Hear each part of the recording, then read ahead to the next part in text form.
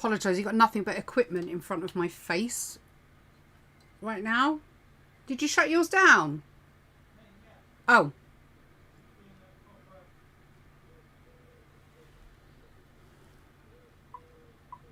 Hi. I think I'm live. Hi, Joe.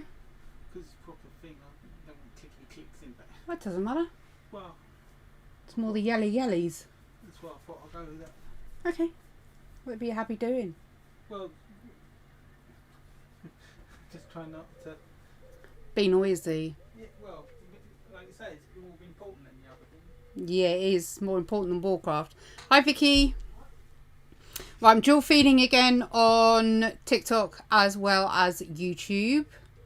Hi, Dan.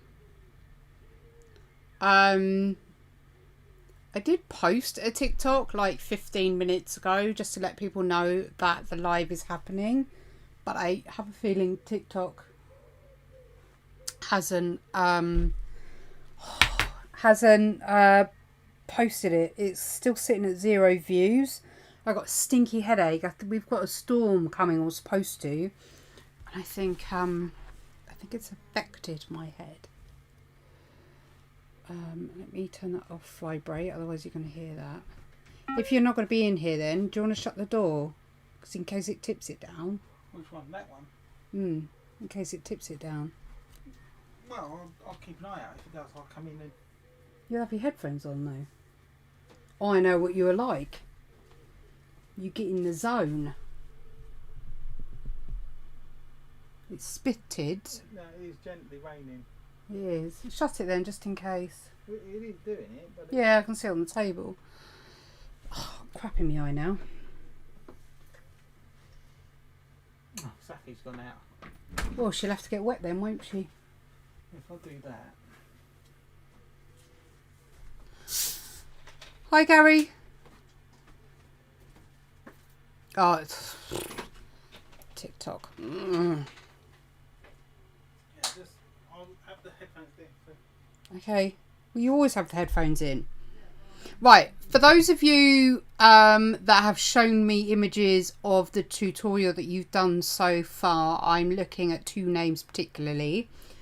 I want you to be a little bit less clean in a couple of places. Particularly here in the middle of his head. I've noticed that when you joined me with the live, that this section seems to feel a bit more natural than when you've redone it. I know I've mentioned this in last night's live feed. But this bit needs a little bit more detail and lines in it. If I'm going to bring it up as far as I can on YouTube. Can you see all the little fur strokes in between? So it's not grubby, but it is fuller. So you need to just fill yours up a little bit just to get away from that really patchy look in between the spots, if that makes sense, because they're almost joined up on the top of his head. So if you look at the reference, you'll see that he's got a line. Most big cats have this line, even dogs do, down the skull area. And you generally have, where the fur comes in from either side, this little section is normally darker.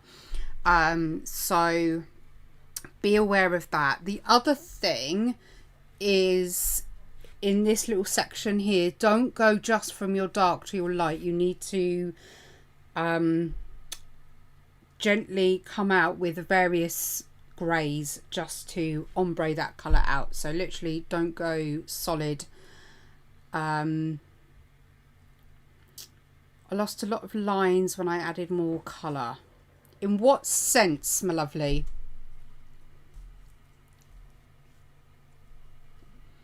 It's more about adding little fine lines rather than adding lots of chunky lines. Just lots of little fine lines, and you shouldn't lose any more detail doing it that way.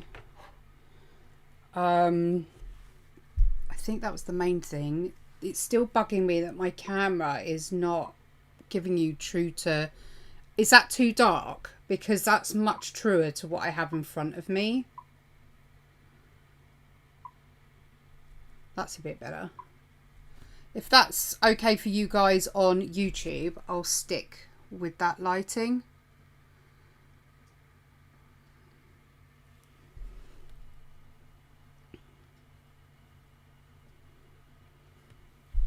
I'm dual feeding at the moment, TikTok and YouTube, so I'm waiting for a few more people to hop onto YouTube, and I'm going to carry on.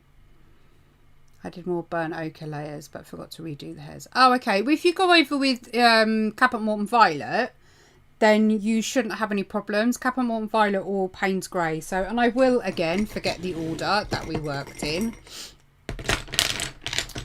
because I have done many a thing. And I've been out in the garden today and my head really hurts, so they're my excuses and I'm sticking to them. Right, we were going to do this portion of the head next, weren't we? So that's what we're going to work on. So we're going to work on the ear. I really need to have got my reference up. That would have been really helpful. There. Luckily with this ear, there isn't actually much in the way of long hairs to deal with.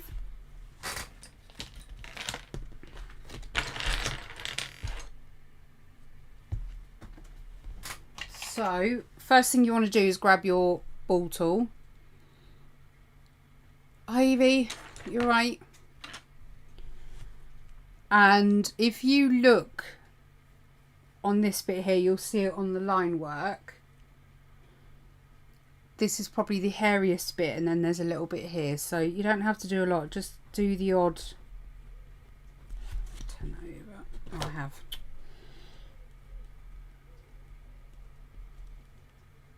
It's starting to rain properly now. And then just do a few in here. Don't do too many though, because we'll build it up with the other colours.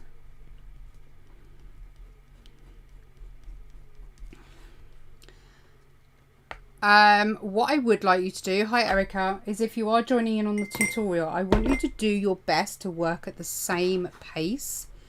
Don't worry about neatness. Don't worry about getting it exactly like your reference. I want you to get used to the technique. I said this all along through the last two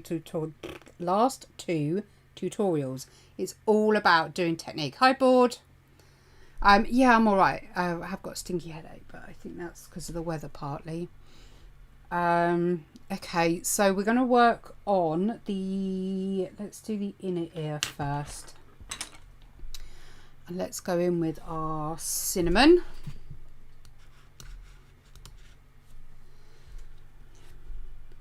Need to lighten the line work up.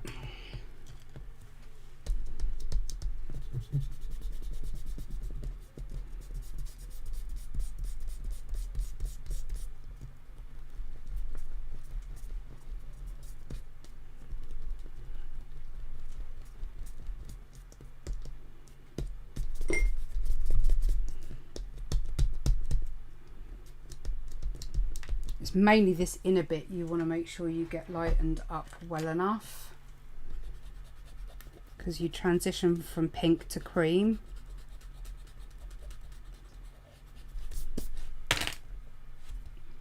Okay, so cinnamon, we're just going to fill that whole area in.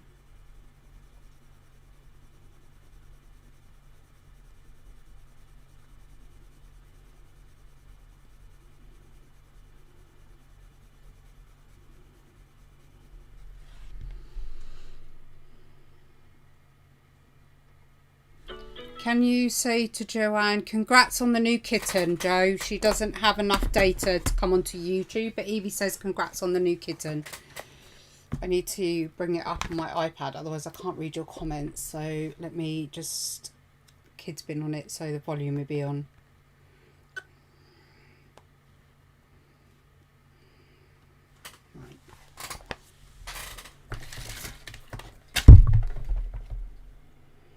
No. There we go. Right. Hopefully I can read comments. Need to move the microphone.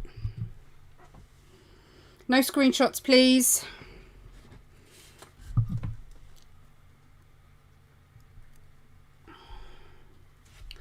Okay, yeah, right, Phil. Can you see close enough on TikTok?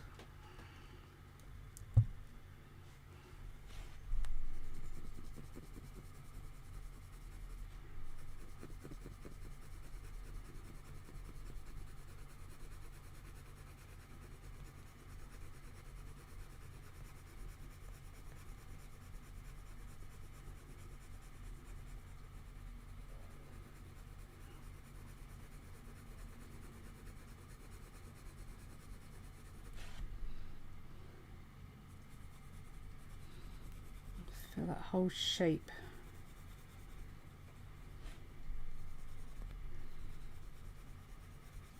And all the way back to this line here. And then you want to create a little like rounded off triangle, I guess. Again, nearly every cat I've drawn has exactly the same part to his ear at the back here.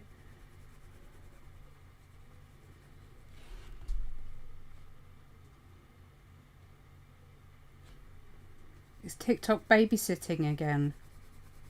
I think it might be.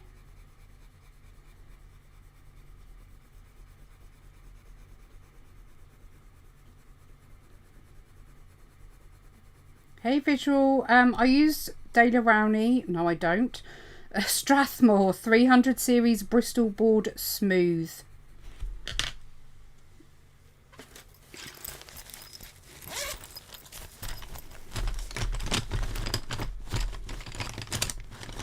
Right, I am going to grab my Pink Madder Lake, which I think was on the list anyway. Ragdoll, isn't it, Joe? Gorgeous. And then what we want to do is we want to pinken up the top areas where it starts to meet the fur. So we're just going to do a light layer of the pink. Just where it meets the top.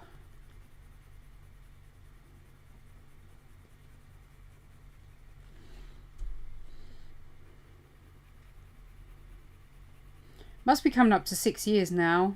Been doing realism, or practicing realism, I should say. I'm still not perfect at it, but. And then again in here, so observe in the reference where it's quite pink.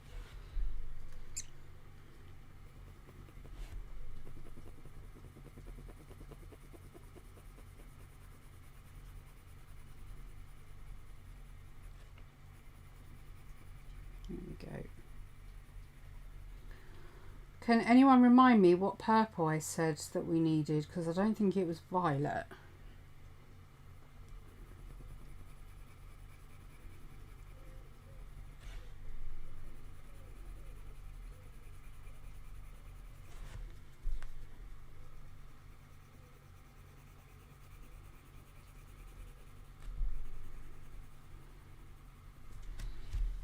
Okay.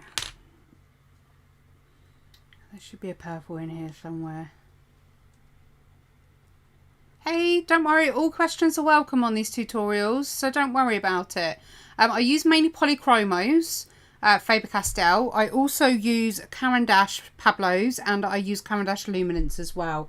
The majority of the time the luminance I use for blending or skin tones, they're really good for skin tones to complement the polys. The Pablos generally have colours that the polys don't have, so I sort of tend to mix the both together.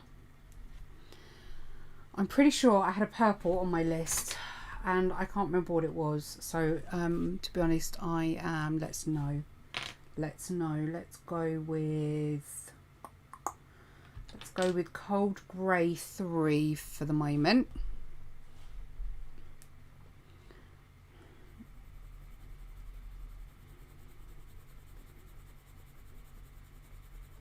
I'm going to tone the section in here.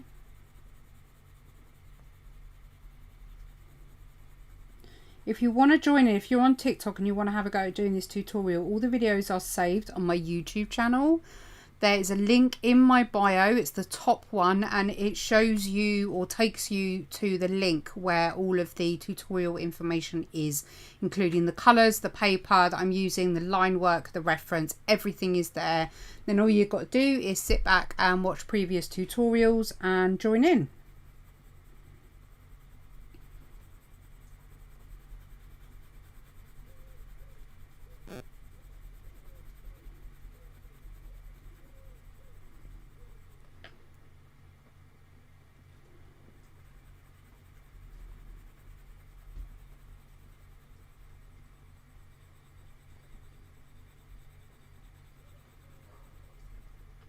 Blue. I'm sure it was a blue. I can't remember what it was now. I'm so bad. Okay, I am going to grab my cold grey 2. I know that that was on the list. Cold grey 2. And I'm just going to gently blend over everything just to tone it down slightly.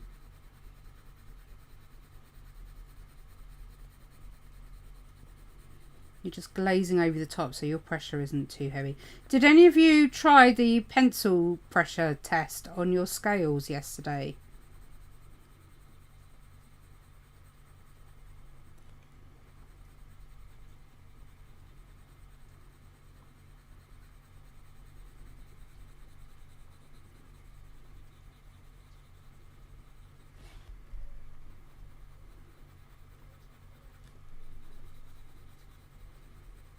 Okay. Dark sepia. We're going to use the dark sepia to lightly map out where those dark patches are on the inner ear.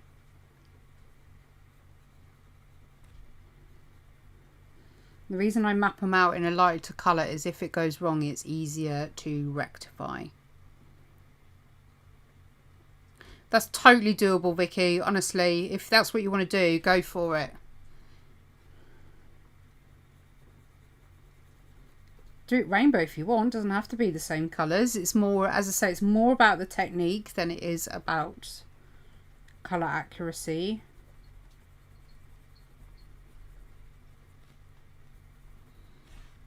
Right, well, a little patch in there.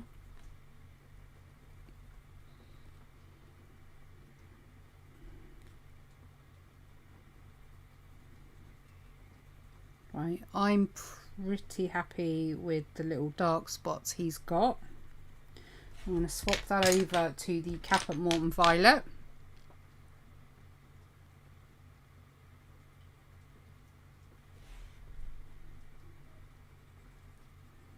The W.H. Smith pencils aren't named, sadly, so it's not quite the same as you would do with polys.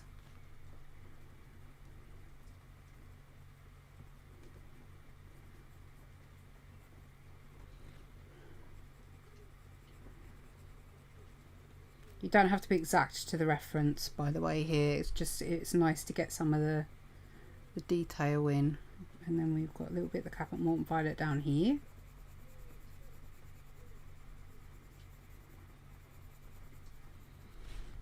And we can bring it down into this darker section in here too.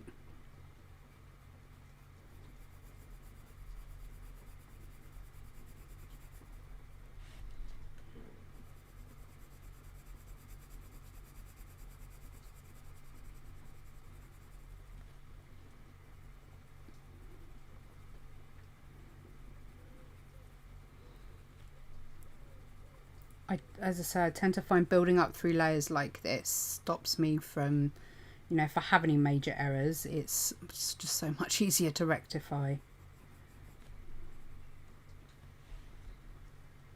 Okay, we've got a little dark brown bit here.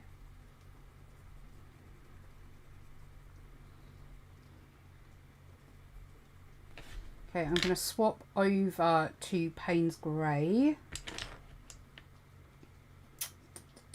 If I can find my Payne's Grey.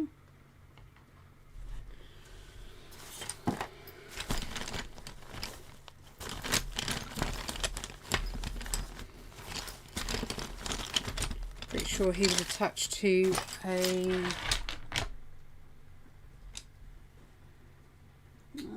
where's my Payne's Grey gone? Who's run off with my Payne's Grey? Fess up.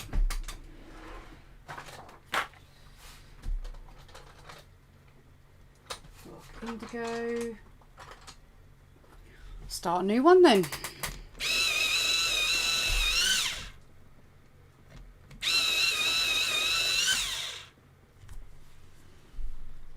Light cobalt turquoise. Thank you. I knew there was a blue in there somewhere.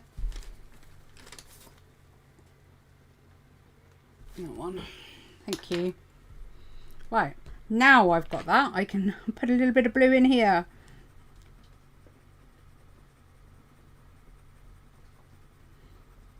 Just a little bit, don't want a lot.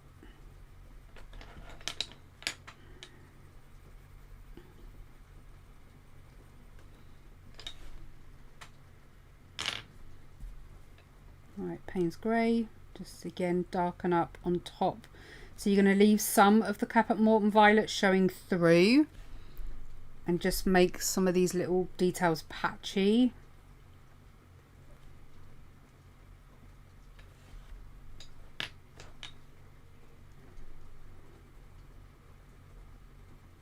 Don't worry about applying a bit too much more. There, no. Someone want to give me a bottle of English, please? Don't worry about, oh my God. Applying more pressure. Hi, Aura, how are you? Not confident enough for what board? Drawing along? Ah, it's just a case of sitting here and fun.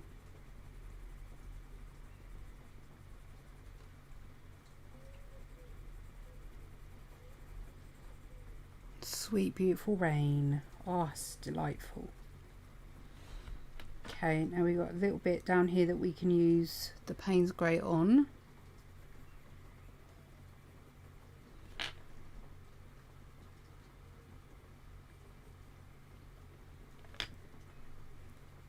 And then we want to start building up some of the shapes. So I'm going to do a little bit over this section, very lightly. And then I'm going to grab, I think, let's go with warm grey for your cold.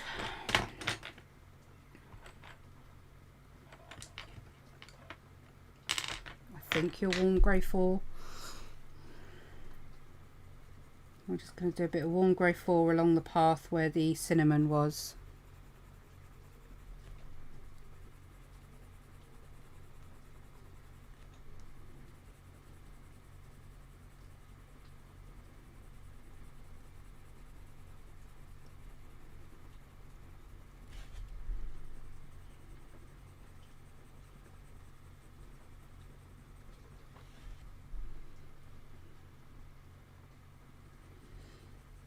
Yeah, but you have to make mistakes, my lovely, to... Oh, God.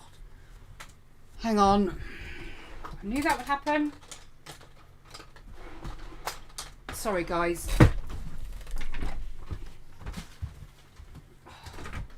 You're a pain, cat. Come on. Safi. Can't stand here all day, darling. Safi. Come on. Safi. Safi. No, okay, stay out there then.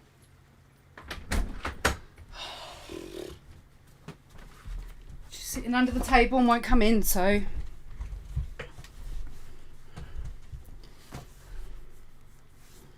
Right. Just going to build up a second layer. Keep top part of it lighter and just do half again over the top.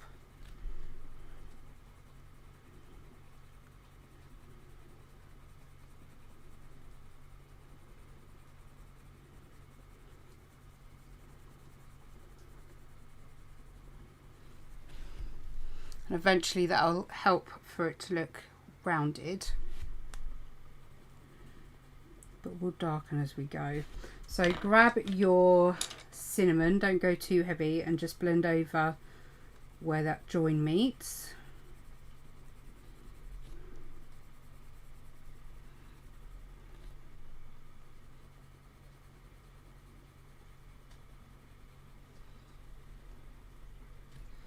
And then we want it to be a bit darker if you look on the right hand side.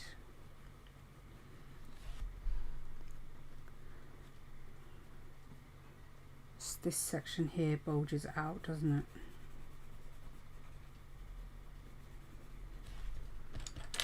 Pink Madder Lake.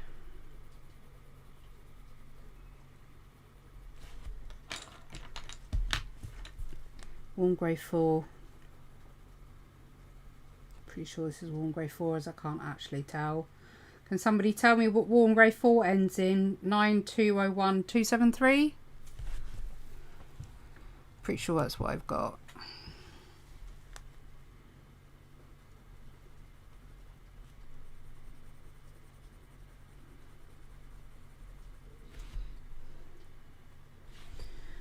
Okay, so from here I need to lighten the outer part of the ear.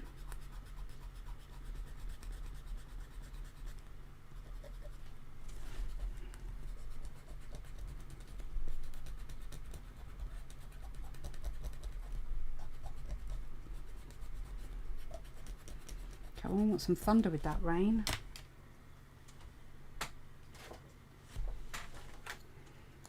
Everything's gone walkabout today, isn't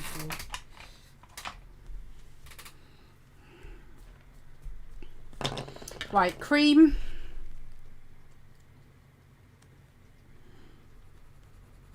And then we're going to go from where we ended with the grey and up to the top of the ear. I'm going to go over that area about 2 or 3 times.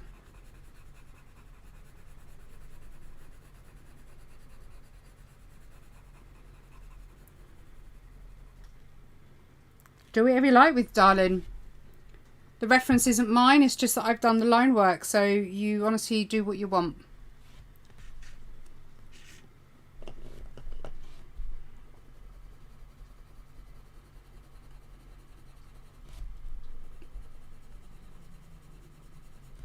Okay, so that's layer 2. I'm going to bring it down to this section a little bit more. And then the third.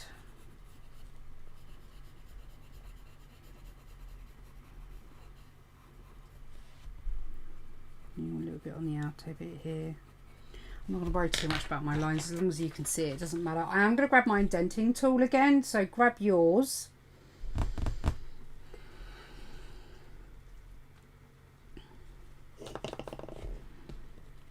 And I'm going to do some little indents in this section. But they want to be short and they need to be in the direction of the fur. So don't please just go willy-nilly doing it. So really look at the direction of the fur. So starting in the middle here at the base of the ear, we're going to go from 8 o'clock up to 11 o'clock. And then we're going to bring it around until you're coming all the way around from 11 down to 6. And then I'm going to just do a few little ones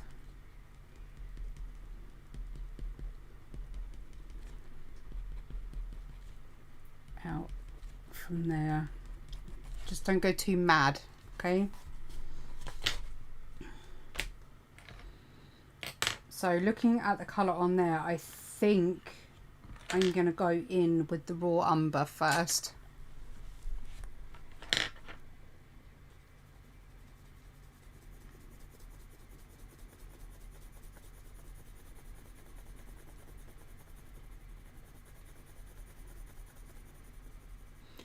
And I can bring some of that raw umber up and around.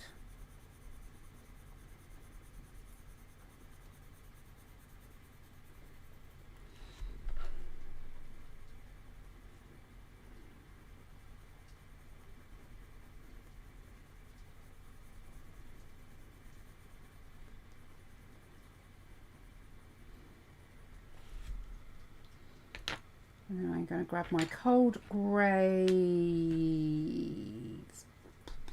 3 we'll go for.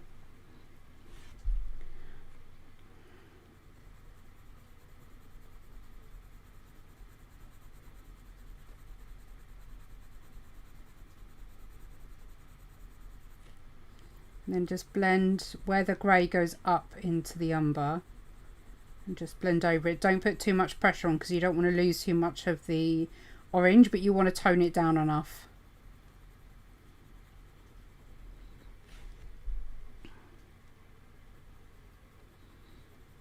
And then we can bring that round a bit more.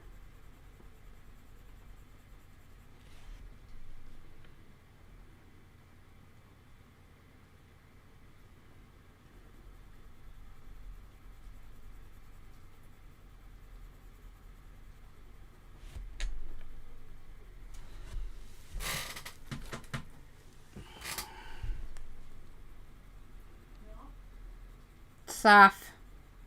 Saf. I've already tried once and she refused, and now she's like, oh, I don't like it.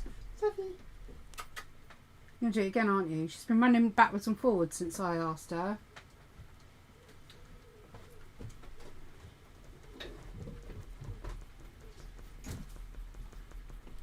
She's turned into such a princess, hasn't she?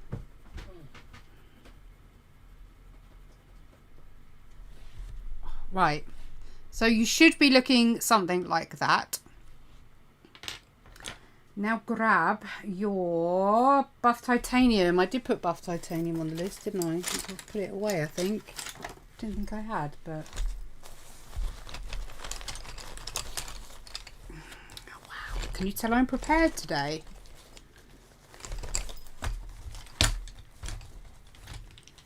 Like, really not prepared whatsoever. Where's my buff titanium gone? Right there. And that's not buff, it's white.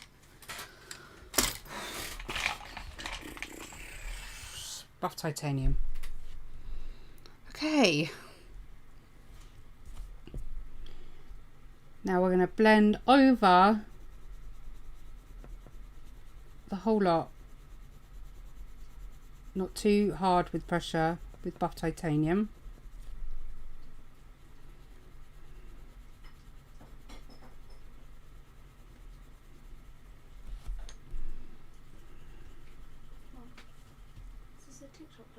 No, it's both.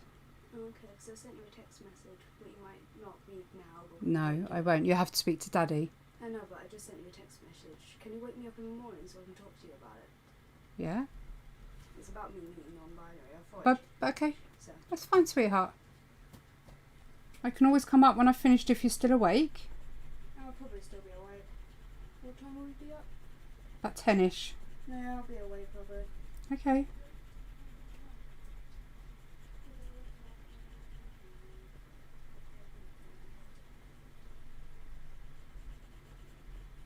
Right, and come down into the middle here as well.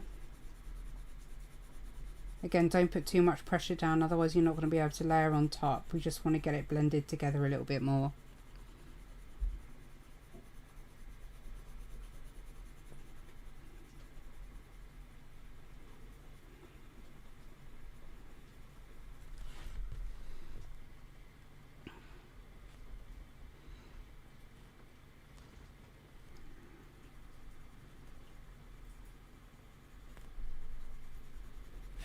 Okay, found my Payne's Grey.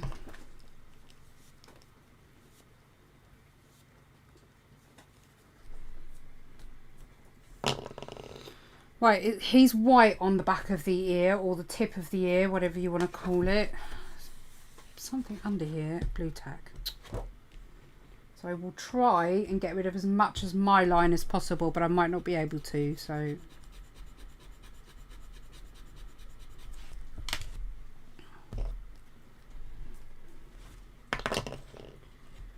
Okay, let's go with looking at the colour. Let's go with Cold Grey 2.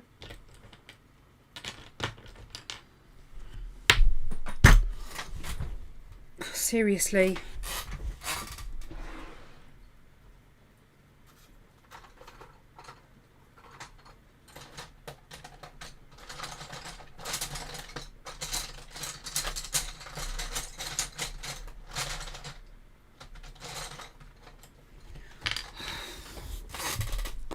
It's too hot for this.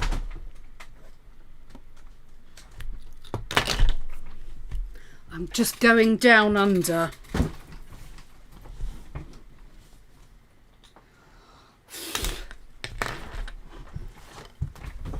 It's far too hot for this.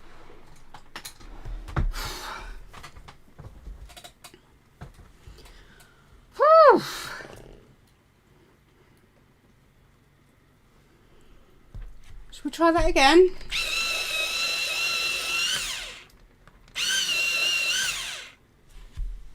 Okay.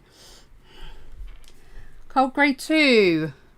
We're just going to do a few little up and down motions over what we've done here, and you'll see that it will be very faded over where we've blended with the buff titanium, which is not a problem because you want it really subtle.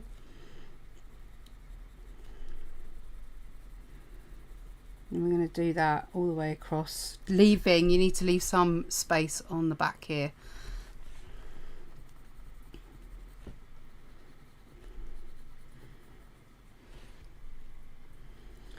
Okay, right, Cap and Morton Violet. I'm just going to start to bring shape to the ear now.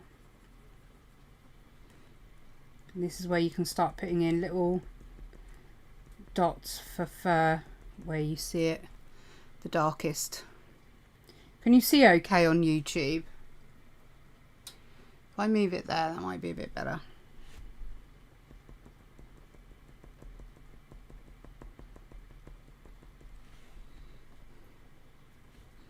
And we're going to come all the way down here and do the same.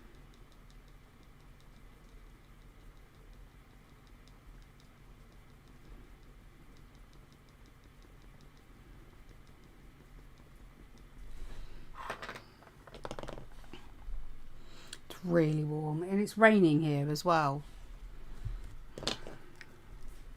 We're supposed to have had a big thunderstorm, but it hasn't happened. It's just a bit rainy. Good for the garden.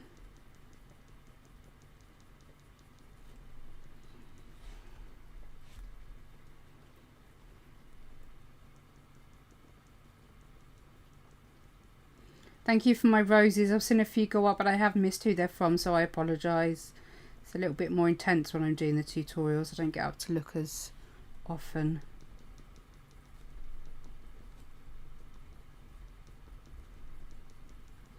So while we've got the Cap and Morton Violet in our hand, we want to bring that into this section here. If you've done the indenting well enough, you should be able to just glaze over the top to get some of the dark area in.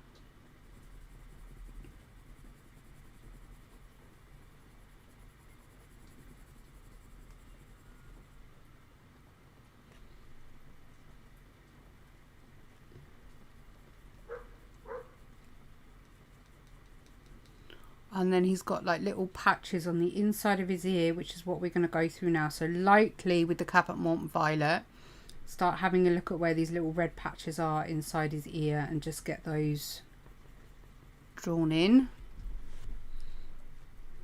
So you've got like a little ridge here, so you can gently draw that in. Just keep your pressure nice and light.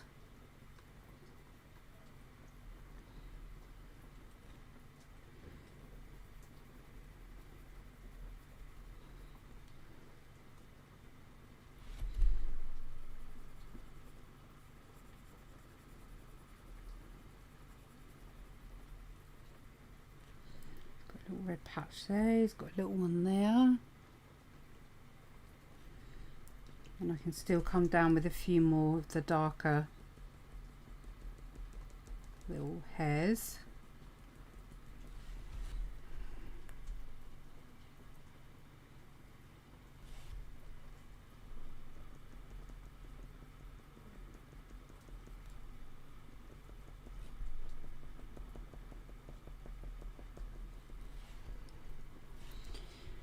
So we want to darken a few areas up. So let's go with warm grey 4.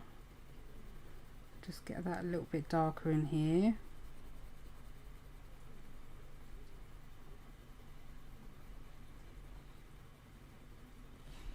We want to be much darker down in here.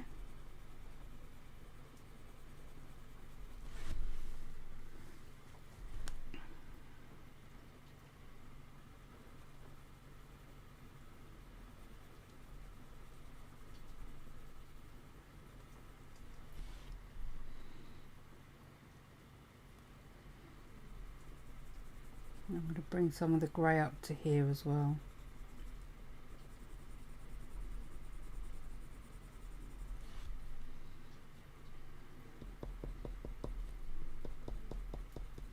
blend out that line with the grey.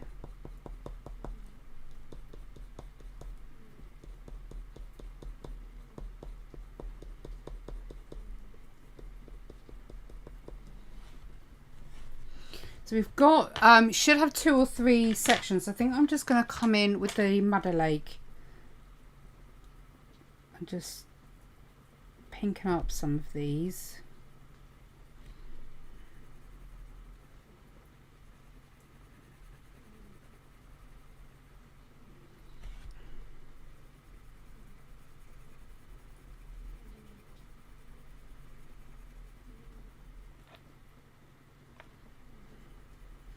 And then if you've got your slice tool, we're going to apply the slice tool into some of these little sections just to get some of the finer white hairs showing.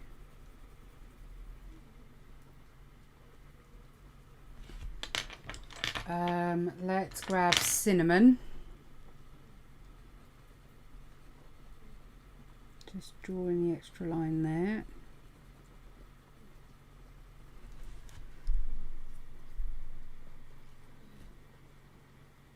Hold your pencil further up. I do have a whole tutorial on my YouTube channel about practicing blending pressure. But the closer you hold your fingers to the tip of your pencil, I've trained myself not to, but generally people will put more pressure on their pencil the further their hand is down. If you hold your pencils further up, you can't physically apply as much pressure. So in the beginning, learn to hold your pencil further up.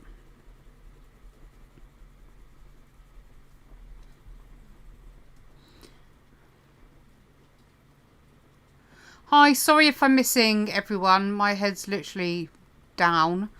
I don't mean to miss anybody's chat. I'm not being rude, I promise.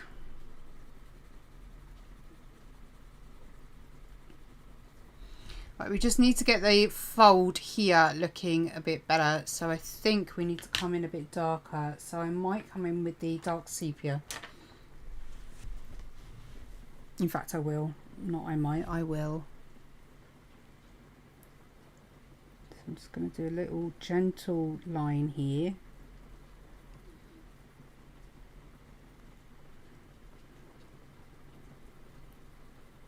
Shade over that section. Get some little dots and textures.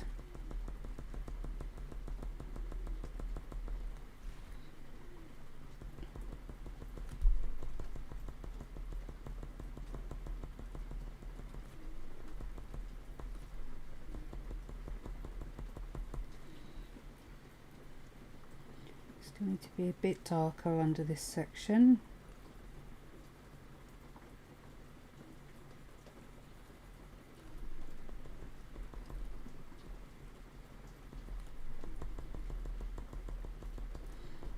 So I really am just dotting. I'm not really, I'm doing like the tiniest lines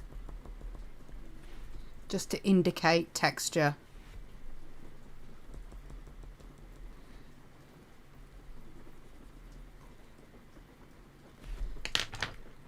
Cold grey 2. I'm going to do a few little first strokes out the back here. Rain's getting heavier now, you can really smell it too.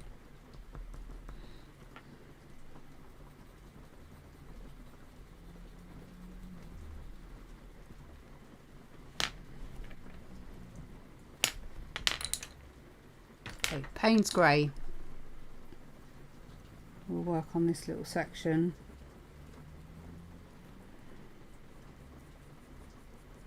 Do a few little hairs going out.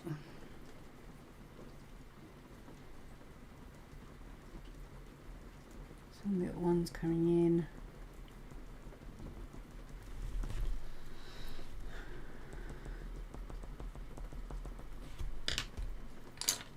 Cinnamon.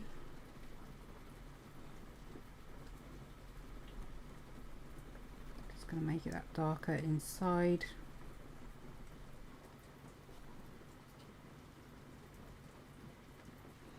I don't like this stop start here, so I'm going to blend mine out a bit.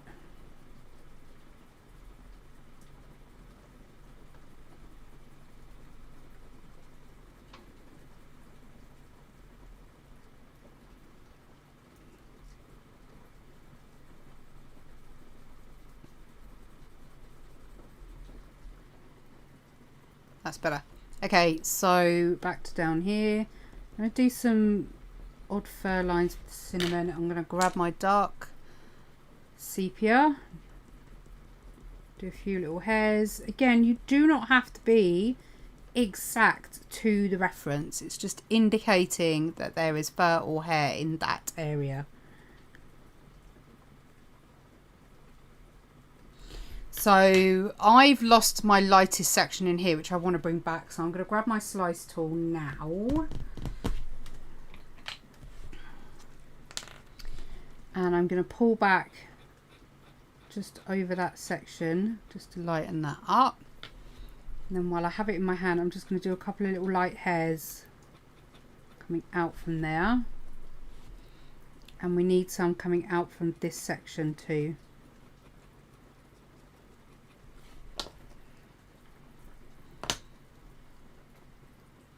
Like so. Thank you. And again, while we have the slice tool, we can now come over to this side and get some sporadic.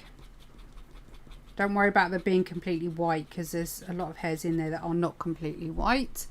And then we can bring that round and do some little scratches out across his ear here as well.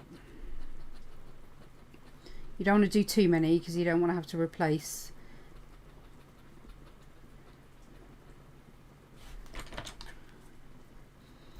So now his ear is looking pretty fluffy to me.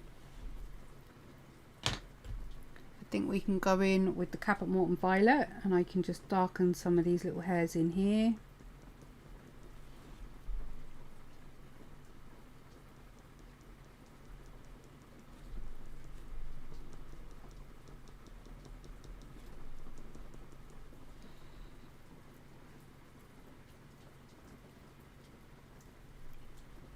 Darken that little mark he's got there. I'm going to add a little mark here. There's one up there I think I might put in.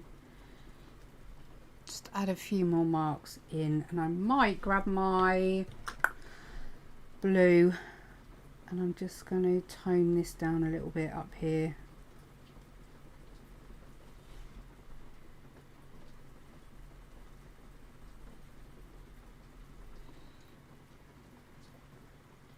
How are you guys getting on, those of you that are drawing along?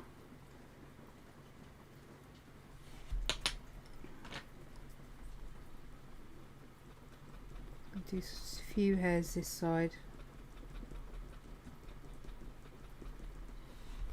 There.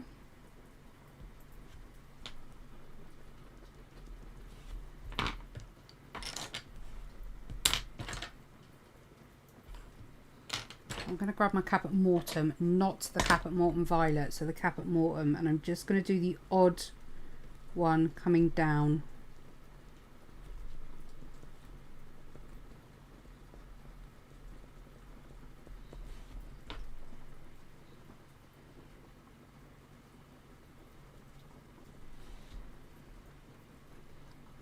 I'm going to go over that very lightly.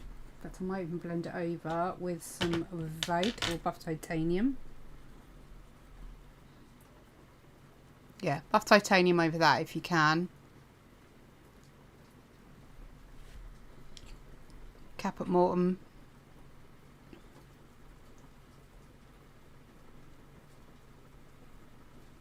Just going to bring this a little bit darker.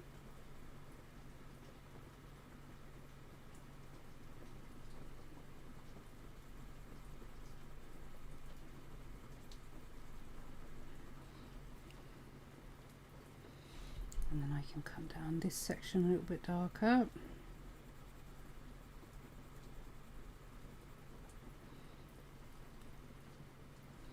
There we go. So that's taken the best part of, let's say, 10 minutes of yabbering at the beginning. Best part of half an hour. Not good, my screen is blurry. Oh, bless you. Are you better watching it through TikTok?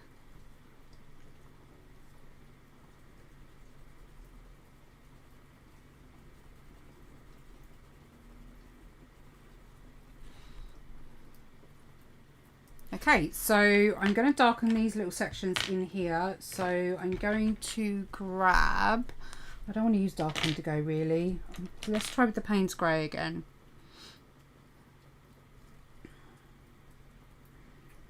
I'm just going to darken up a couple of sections in here.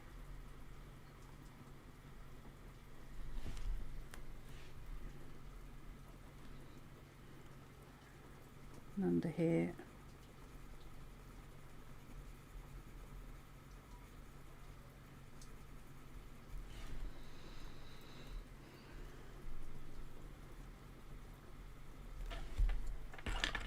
Caput Morton Violet.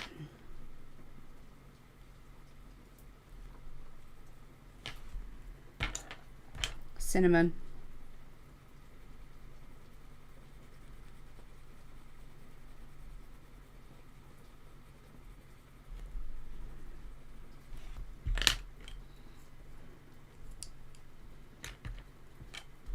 Very gently with the dark sepia.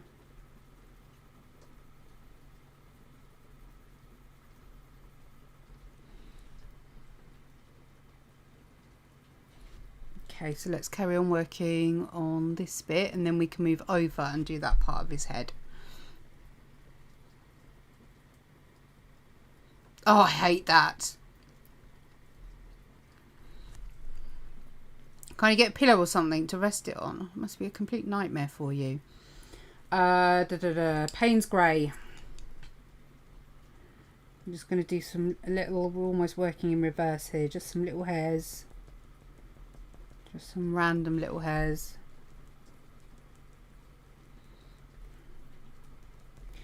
I'm going to get my cold grey 1.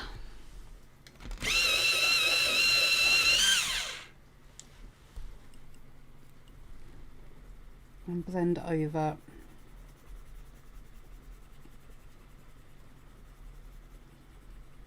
With the cold grey 1.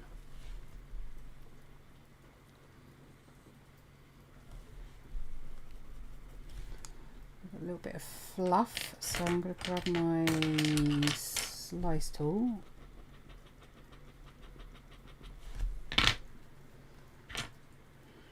Itchy nose, Caput Morton Violet. Darken in there so you can see those hairs standing up more. And blend this little section out in here.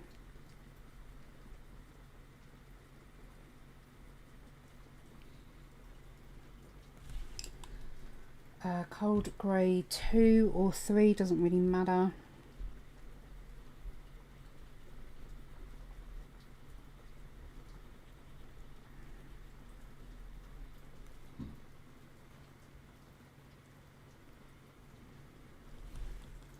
Shape I've lost a little bit there, so I'm going to bring that back.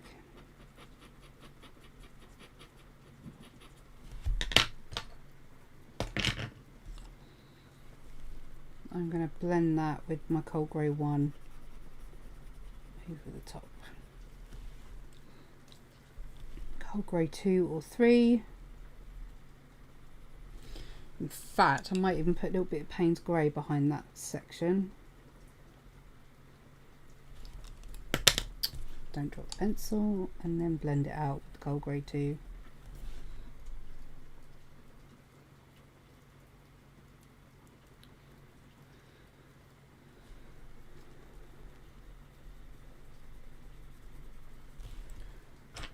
See if I can bring mine up a little bit with the buff titanium. There we go. If this section isn't standing out, just grab your Caput Morton Violet and just go a little bit darker behind that section.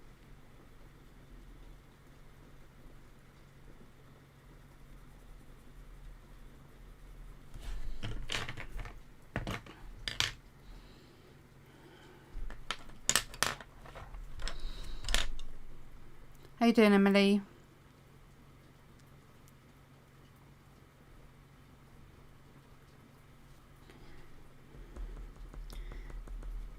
Thank you, Cheryl. Yeah, I'm dual feeding at the moment, and because it's a tutorial, I tend to concentrate quite intently.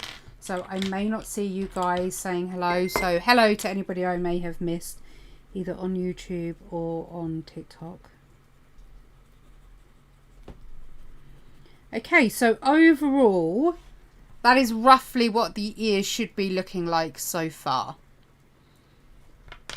I might darken mine up a little bit more on this section.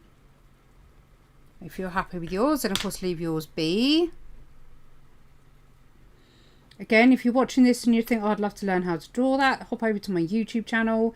There's also a link in my bio. It's the first one that takes you to my blog, and you have access to all the downloads, including the coloured pencil names that you need. It's all there for you.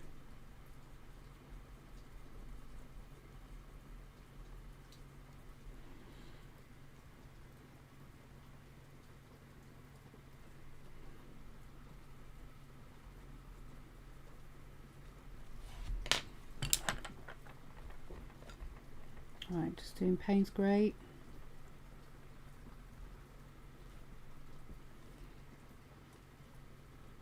A little bit more Payne's Grey here.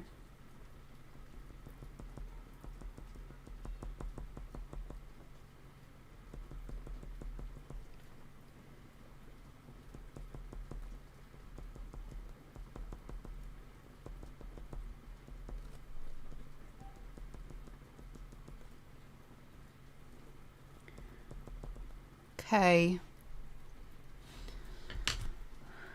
I don't know. I should have enough down, but there's a few wiry hairs that just come out and around here. So I'm just going to put them in now with the slice tool.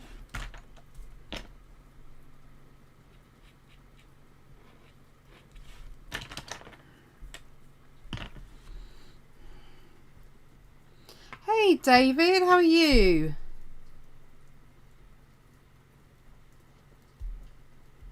Long time no pokey Mickey out of me. How are you, my lovely? Had a lush day out shopping. Nice. Okay. So, how are we doing, those that are drawing along?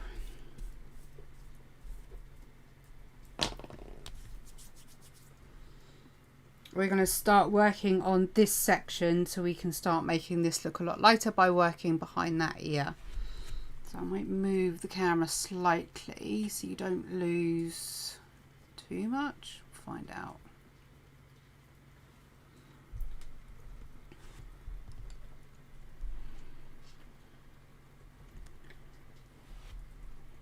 So behind this little section we've got a couple of little dark patchy bits, so get those in.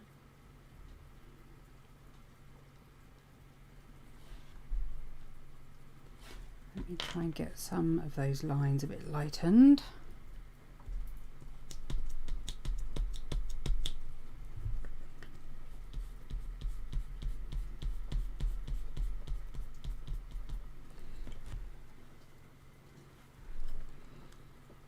I'm just going to block in with the Payne's Grey as before where the main sections are.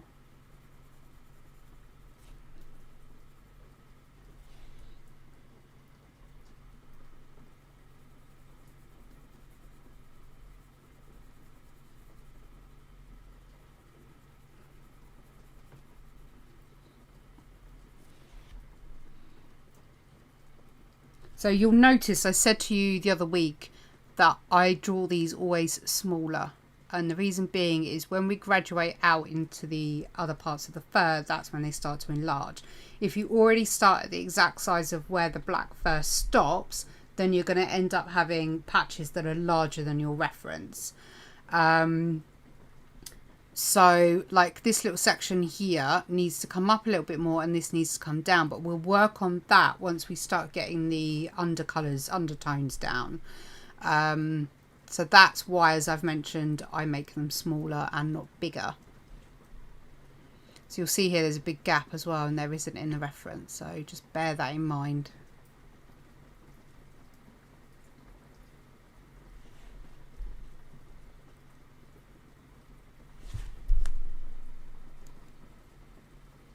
Darkening up that little patch on top of his head there.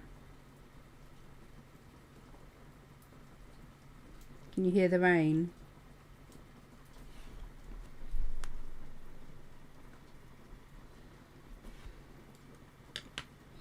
Okay, so let's go in with... Oh, that's a nice breeze. That's so nice.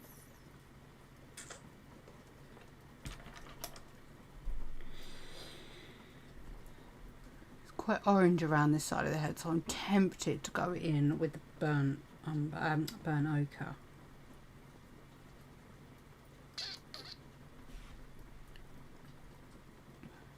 No, I'm not. I'm going to go in with the raw umber. Well, we're supposed to have had a good storm, but it's not stormy. It's just, it's only just not, well, it's been raining for about half an hour now.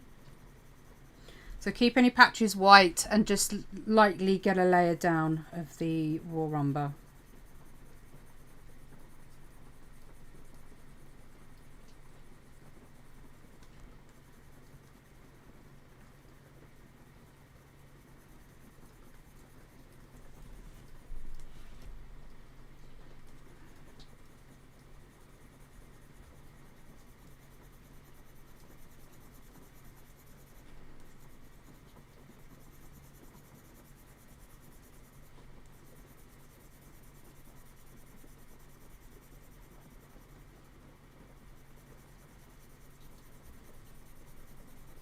Just get a couple of layers down of that. You see how far up the pencil my hand is. Hey Rob, how are you?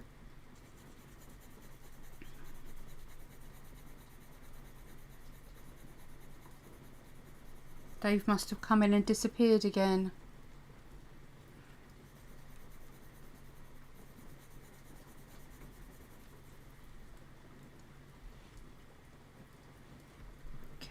A little inset.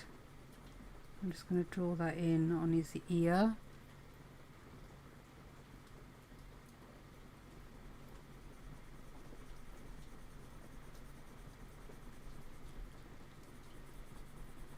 Now I did say that my method is going to change each time because I'm not drawing consecutively in a long period of time. I tend to just do whatever works at the time, so my method may not be exactly the same in each of the tutorials.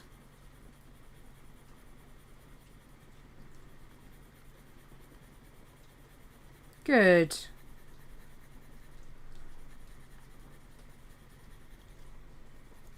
Keeping out of trouble? I hope not. I am now going to grab, let's go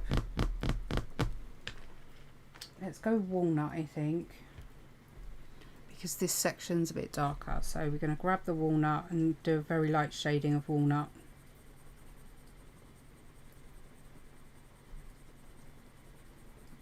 No, I don't have time to grid, so I use trace down method.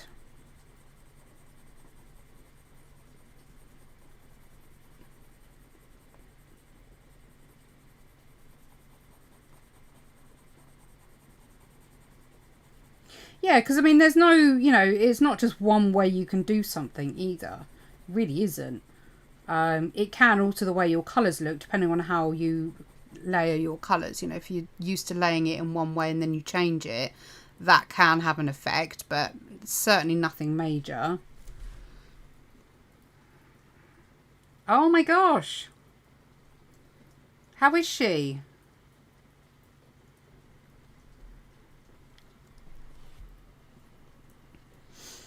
Okay, dark sepia.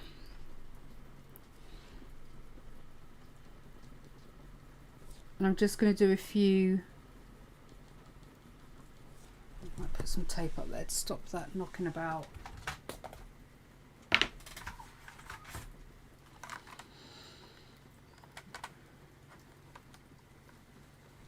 Come on, thunder. I was really looking forward to a good proper thunderstorm.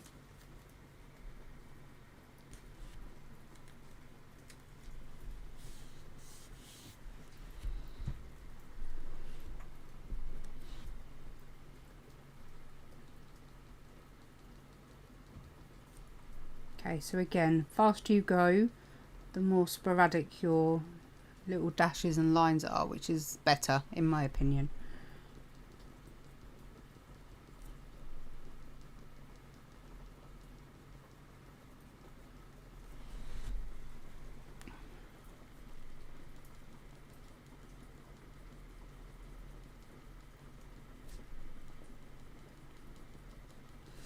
Right, we'll work on this patch first, which comprises of 2 that join together like that.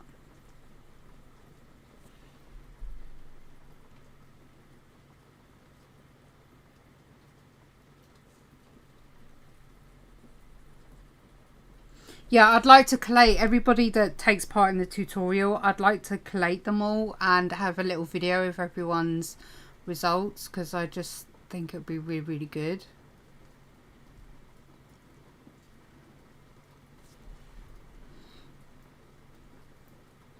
We've lost camera on YouTube. Hang on. How long have we lost camera for? Not that long by the looks of it.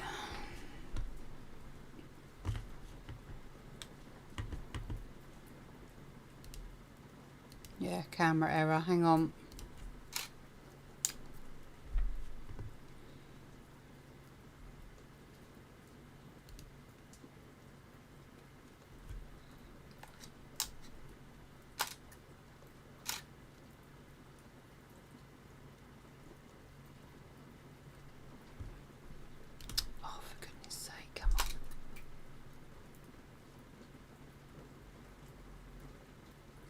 Come on. Saying you're active. Ignore. Sorry, guys.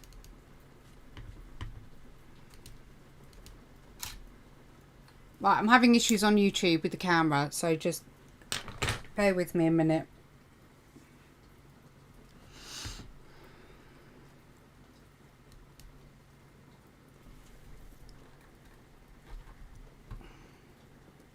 And now the webcam's gone. Hey!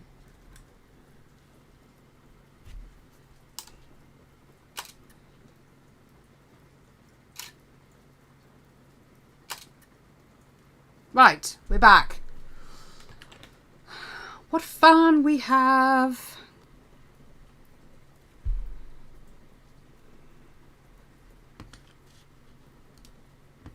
Right. Anywho. This section is made up of 2 blobby bits.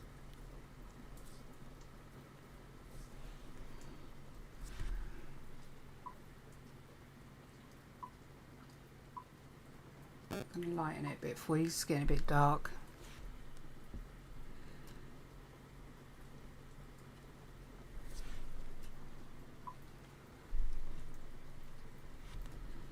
Again, we pull up in the hair direction, or we come down in the hair direction. It's really, really important to make sure that you are going in the right direction of the fur.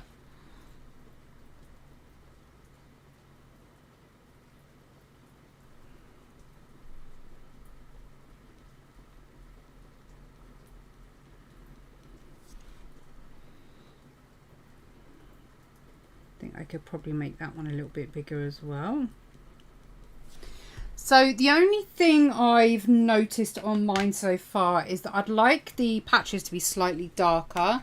So I'm very quickly on mine going to go over just to darken them up. I think it's actually black I've got in my hand, so I'm just going to do that very quickly. Just in the centres. Doesn't help because YouTube, the lighting's really bad, and YouTube seems to be compressing the videos because of the latency, but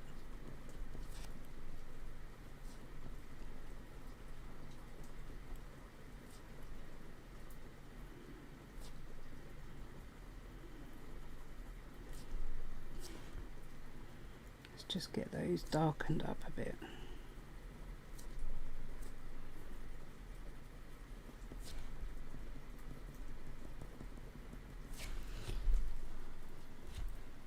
You're still there, okay. What is going on with that light?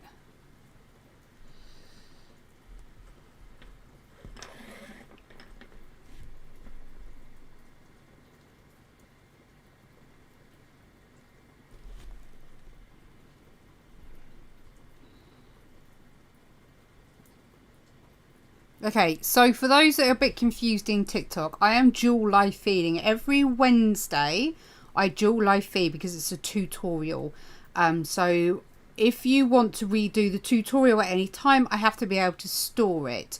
So I feed over on my YouTube at the same time as I'm doing a live feed on TikTok, which means that if for any reason I have a technical hiccup on YouTube, I have to make sure that the camera's working. So yeah, basically my camera stopped working, and even my webcam's gone stupid now.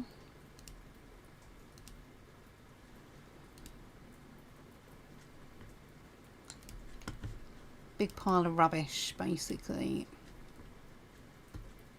Thank you, Rob. Hi, Mike. Okay, let's crack on. Let's take the black out of my hand. Okay, back to dark sepia. So we'll keep blocking in the dark patches. So we've done this one. So we can come in and make that one darker, and we can start to make them a little bit larger. But as we make them larger, that's where we start to put in our pencil strokes.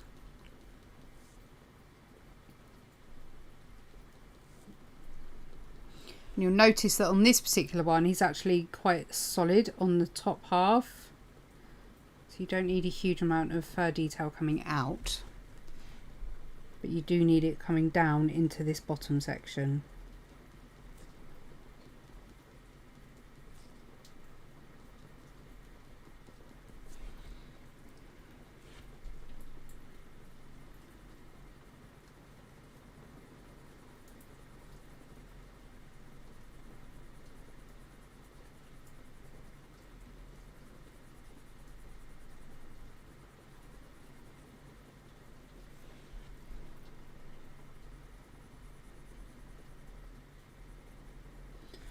I'm going to grab my Payne's Grey.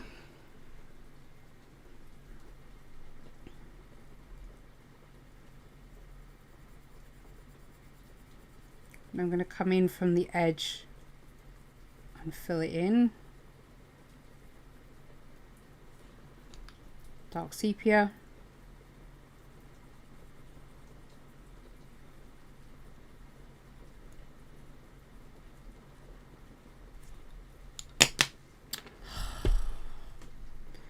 Payne's Grey. How can you tell my fibro's flaring up? Right, I'll show you how to get rid of this, shall I? Getting a kneaded razor or blue tack. Do not use a normal eraser to do this, please. Lift up as much as you can with your kneaded eraser. Don't rub, you need to lift. Okay.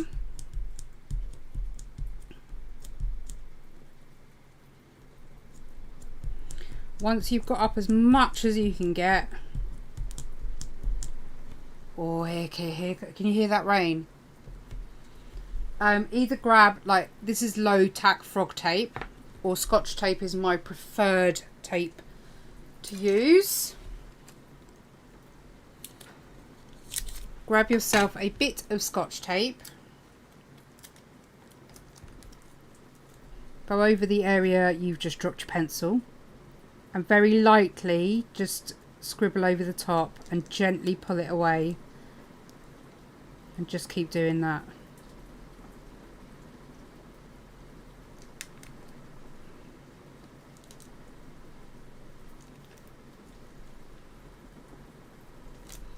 That one's practically gone.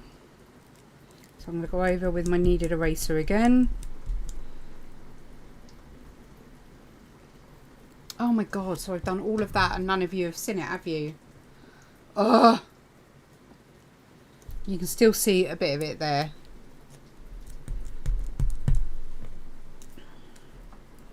Scotch tape.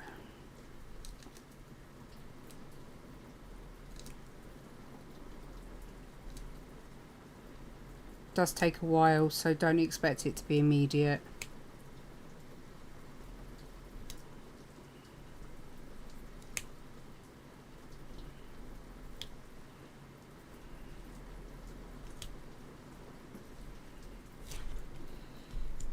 Lift.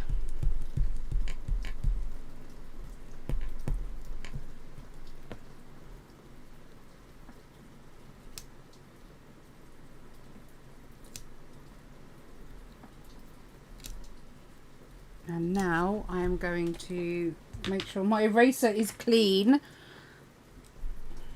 do it on the Scotch tape. And then very gently just go over the top. Trouble is, if you go straight away with an eraser, you're basically going to push all the pencil down into the tooth and you're never going to get it all up. Okay, so there you go. That's how you get rid of a unexpected pencil mark on your paper.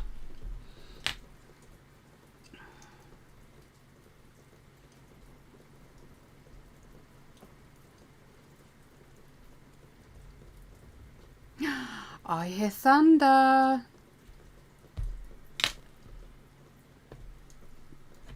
Exciting.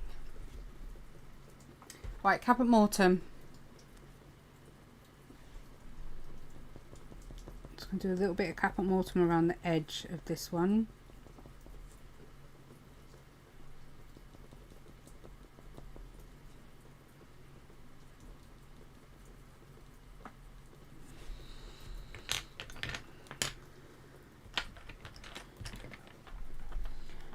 Raw umber.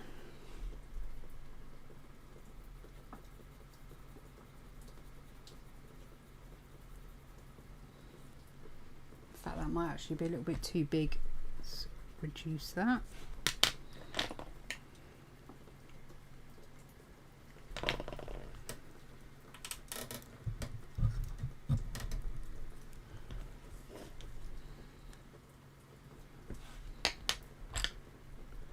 Caput Mortem.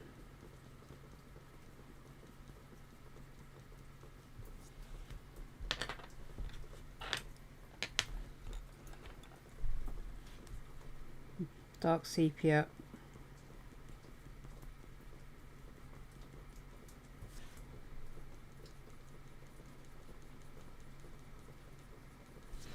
All the bit that we've done in here, this section that we've just done, I'm going to go over and gently blend out with my buff titanium. Just going to gently go over what I've done.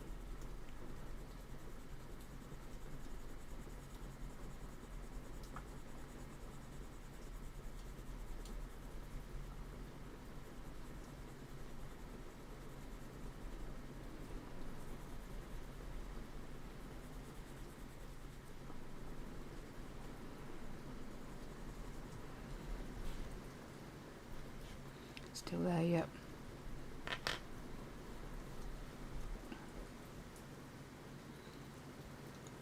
Caput Mortem Violet. And we're just going to do a few strands. Detail's clearer this side of the head than it is that side.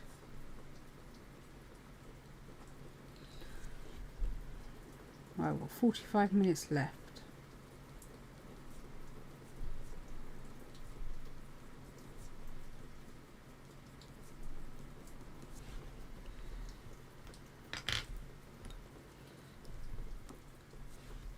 Dark sepia.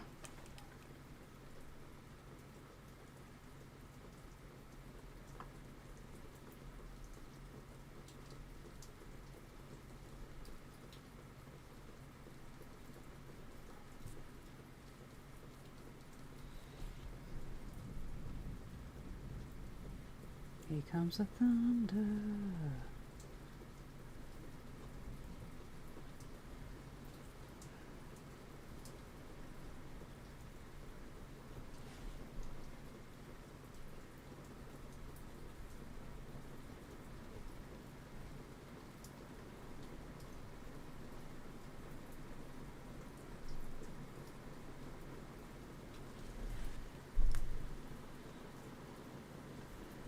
Okay, and again we're just going to work down.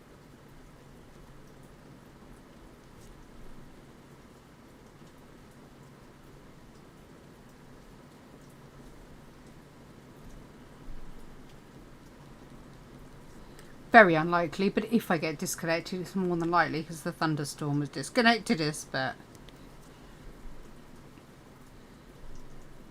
doesn't happen very often.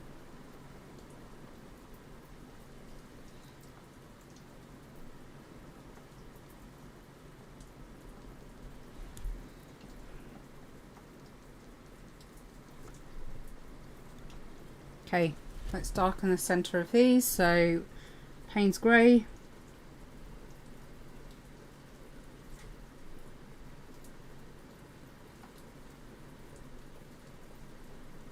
Hopefully now you've seen how much I've filled in of this area, you'll see why I draw them smaller to begin with.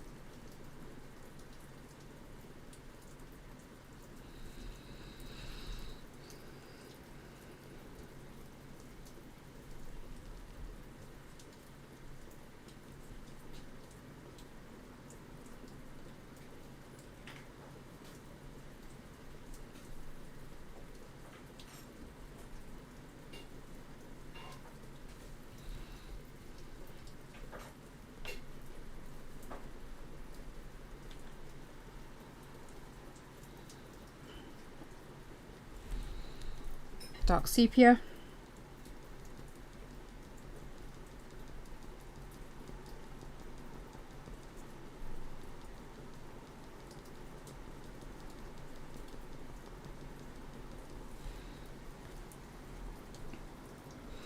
Before I go ahead and do any lines on here, I want to blend it out.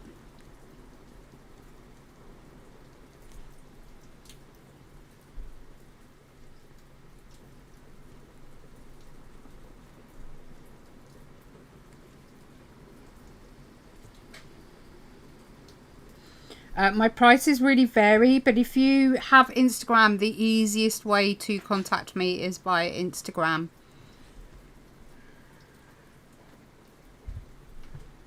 I'm surprised a little certain person hasn't come down.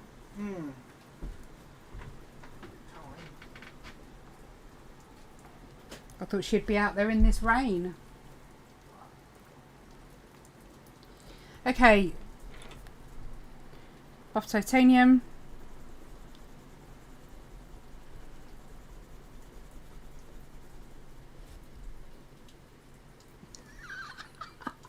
Rob!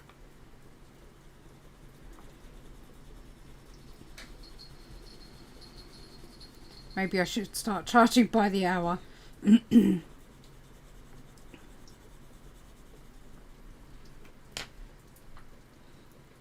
I'm going to push some of this up into that little bit of the ear as well. And then it saves me adding more colour, I can just blend.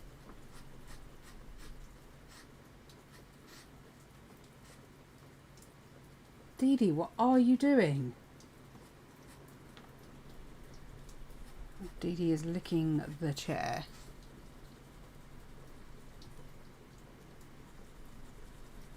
Can you hear the rain now then?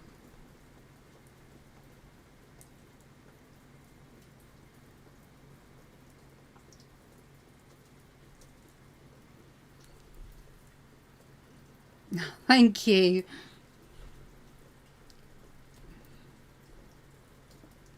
How many hours do you spend drawing a day and how do you keep yourself motivated? It really varies. Like today, literally this is the only time I've done any drawing today. Going live is actually what keeps me motivated to draw most of the time. Because I do very little in the way of commission work now, I've got myself very excited over a new series of drawings I've been doing. So that really helps, but it varies. So like today I'll only do 2 or 3 hours. My average TikTok live feeds are anywhere between sort of 2 hours to 5 hours at most. And again, that will be my only drawing time during the day. So because I run my Etsy store and everything, and I design stickers and all that sort of stuff, by the time you've done packing orders, getting the kids to school, picking the kids up, all that sort of stuff, I use as much time as I can. So doing the TikTok live really helps keep me productive. So it's a good way of doing it. Right, I'm tempted. I'm going to go in with the Caput Morton Violet. And the little section here is darker than this section, so try and keep this section a bit lighter. So come in with your Caput Morton Violet.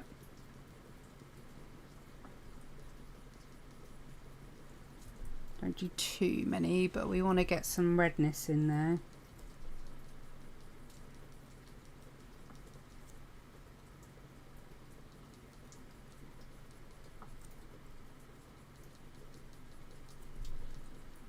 I haven't shared my progress on the unicorn, so if you haven't been joining me on the TikTok lives, you probably haven't seen the unicorn. So if you want to have a bit of a peek, let me know, and I'll like literally take a couple of minutes and show you. How long did it take you? So I've always been crafty, creative, arty, loved colouring, but I gave up for years because you have to go get a job and be all grown up and do adult stuff, and I was always told that I wouldn't get anywhere with my art. Dark sepia, by the way, guys. I picked up the pencils again about 6 years ago now and started training how to do realism back then. So really, the realism side of things only about 6 years.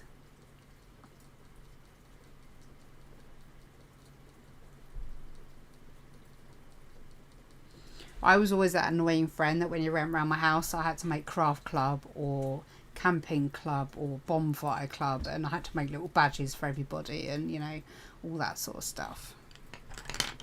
Do you want to see the unicorn? Okay, let me zoom you out on YouTube because you're going to need to zoom out. And it gives you a good view of the Ocelot actually as well. So that's how he is doing so far. Okay, so this is the unicorn so far. I can't lay him down because the tape will end up. But that's the unicorn so far. If I tilt it, it'll get that light off it. Realism can definitely be taught.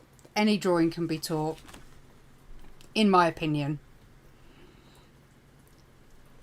I've had people come to one of my lessons that have never drawn before, and I've taught them from scratch, and they've gone home with some amazing pieces of work, actually.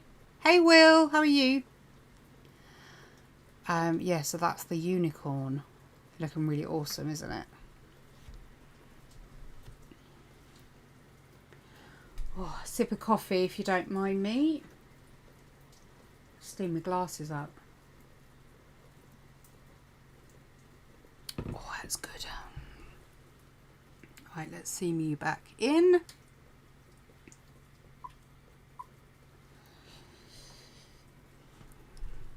Thank you, Rob. Yeah, they've been proving really, really popular. The octopus seems to have done really, really well. So I'm really pleased with that.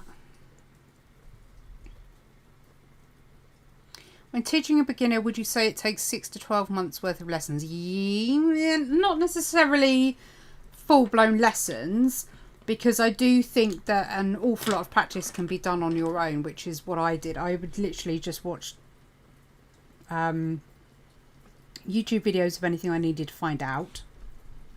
If I couldn't find out, I would just have a go. So a lot of it was trial and error. Also, I'm just cleaning up here. I realise it's quite messy up the top. And it didn't matter what was on the TV, I would always have a drawing in front of me. But I taught myself in graphite first. I think it's the easiest way to teach yourself realism, because the rules of realism really are accuracy in proportion and contrast. If you can't get those right, then you don't get that realistic look. So they're the two main elements. Other than that, you can sort of practice to your heart's content, really. I stopped for so many years and now we're getting the same person. Really? How funny. Yeah, see, my art teacher, my GCSE, I can't talk today. GCSE art teacher told me to give up art and I shouldn't bother doing it, and that I wouldn't get very far. So of course you end up listening, don't you? Because at that age, you take advice from your elders. Dark sepia. And it wasn't until my best friend brought round a Zentangling book, and we were just sitting at the kitchen table having a play with the Zentangle book, and then I just became hooked with drawing again. And I must have drawn over there's got to be over 150 illustrations. 30 of went into a colouring book, and then I did a colouring book with a company in the US. And then I just started getting into drawing realism.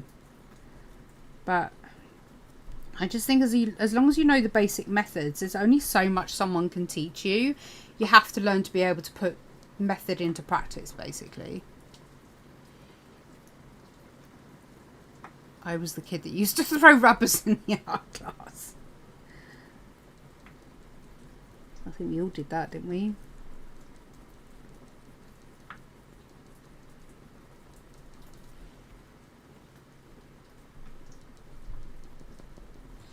Okay, so you should have it where this section is darker than this section.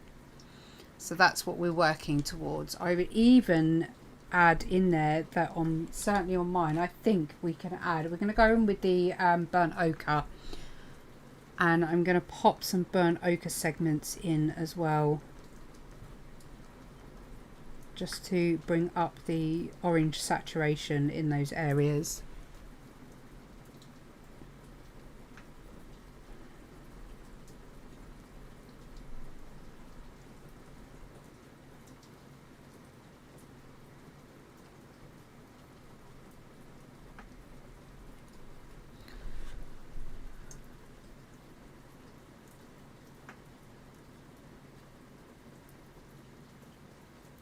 How long does it take to finish a whole A4 piece? It really does vary. I've been able to do them in 8 hours before. Some will take me 12, some will take me 25.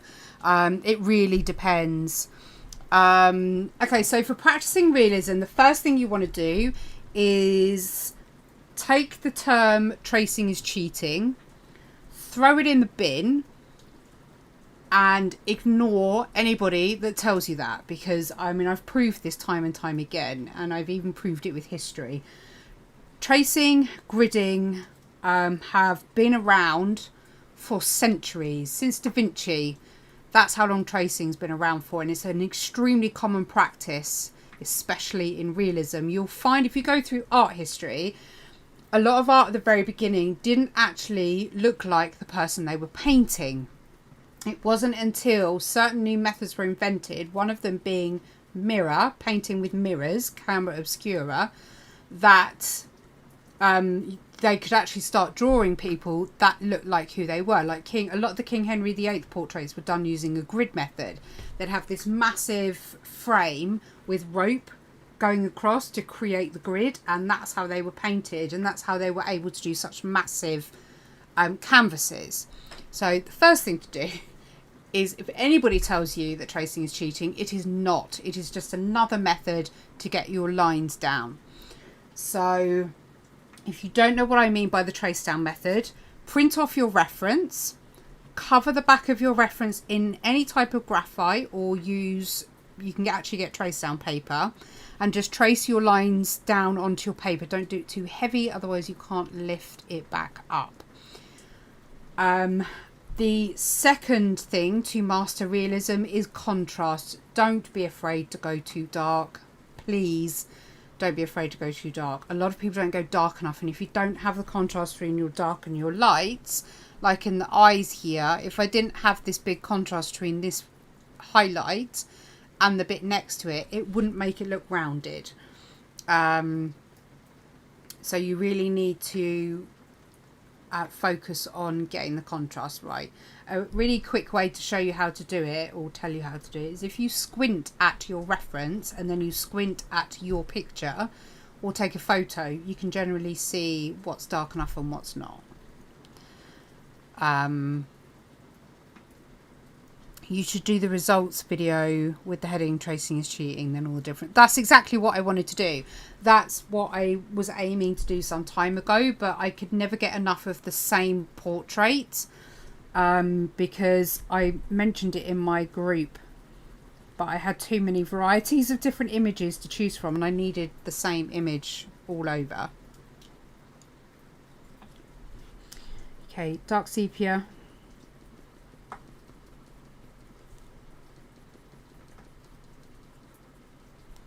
If people working on large canvases, they tend to either grid print their references or they will use a projector.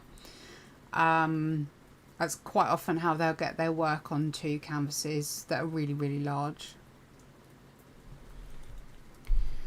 How do you make money living now, if you don't mind me asking? Don't mind you asking at all. My income comes from my Etsy shop, that's it. And a tiny, tiny bit from YouTube every quarter. But Etsy is pretty much my only income. If I sell originals, then that's a good thing, but originals don't go very often because of the price banding of them, which is why I offer prints.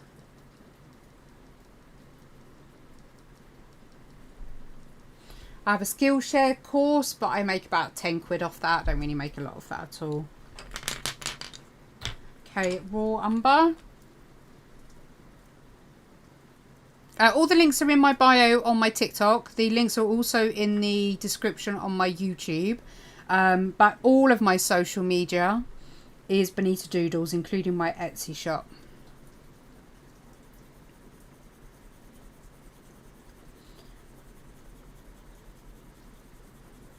I want to do the top section of the eye before I move over to here because I don't want to be working on the page. So I'm just shading this bit out. Need to come down here a little bit. We only had about 2-3 bits of thunder and now it stopped again.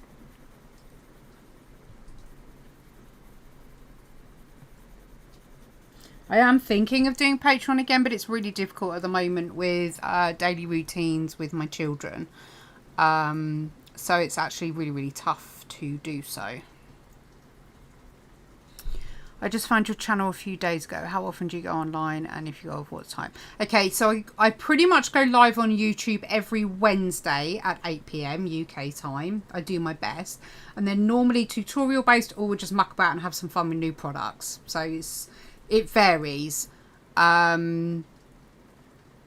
On TikTok, I tend to go as much as I can daily, but the time will vary because, as I say, because of the kids, really.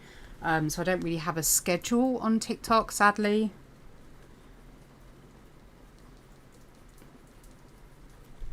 You'll all be familiar with the chaos that is my life if you've ever been on a TikTok live.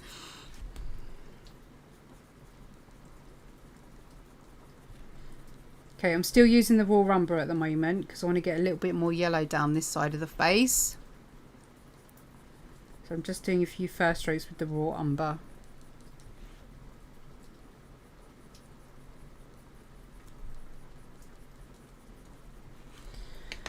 I'm going to grab my slice tool and see if I can pick out some little hairs up into this section.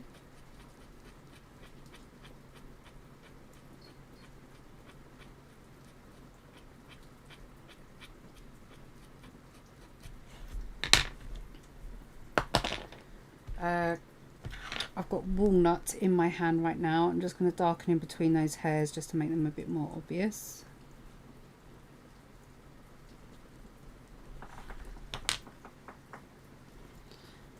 Okay.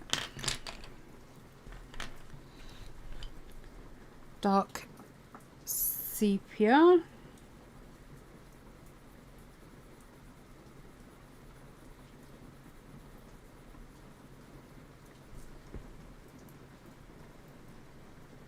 Oh, okay, you are ahead of us, aren't you, in Germany? My pleasure, Isel. That's why they vary on a Wednesday. They really do vary. So I'll do tutorials like this where we go through every single colour, but then there'll be other weeks where I'll literally just grab a load of paint and we'll have fun and do whatever, really. We'll just talk about techniques. Okay, coming around to this bit, aren't I? So still with the dark sepia.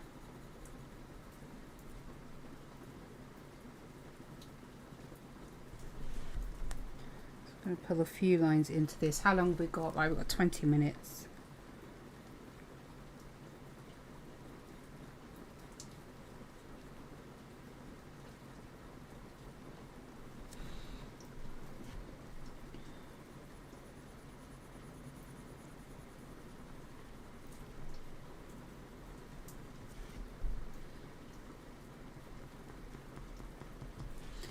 Okay, Payne's Grey. Come in slightly and leave some of the fur on the outer edge untouched.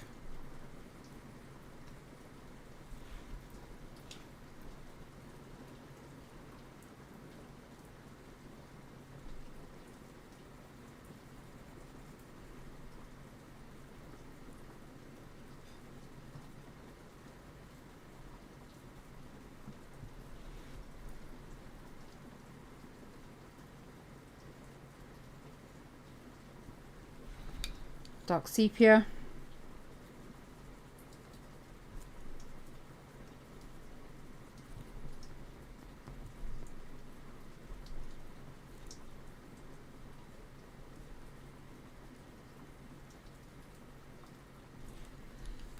Payne's Grey.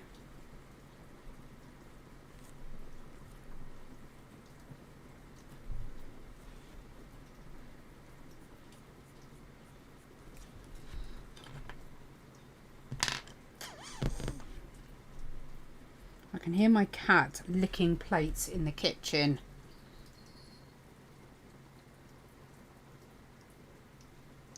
You're not allowed to have snacks. I want snacks.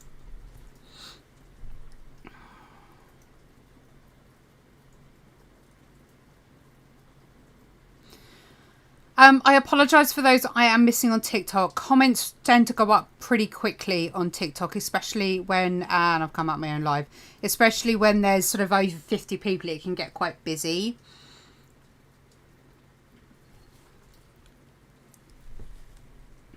Cup of tea and some might eat. Oh, I love oat biscuits, but they hate me. Okay, let's go with Cold Grey 2. Cold Grey 2.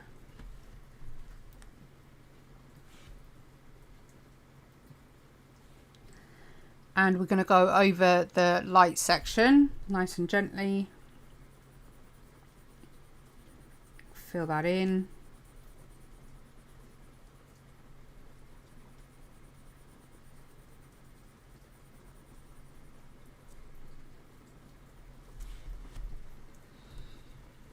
And then we can work through. Let's start with Cold Grey 4. Honestly, where I've been doing all the different portraits at the different times, my pencils are just all over the place. I'm going to use Warm Grey 4. I can't find my Cold Grey. And we're just going to come down a little bit and do some fine hair strokes in here.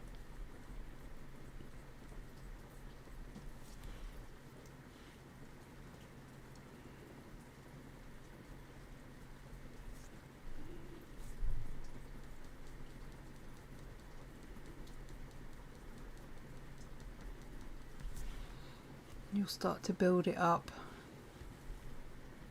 I'm going to bring some up from this bottom section where it's going to be darker. I'm just going to bring a few up from here now in advance.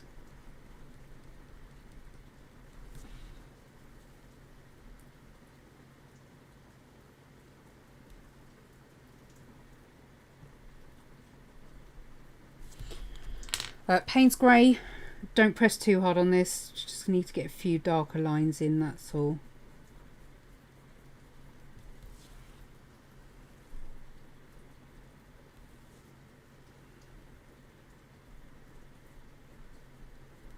Again, coming up into that grey area. You can see all that texture starting now. I'm actually going to grab the cinnamon and I'm just going to do a tiny little tinge of cinnamon at the very outer edge where it meets. Just there.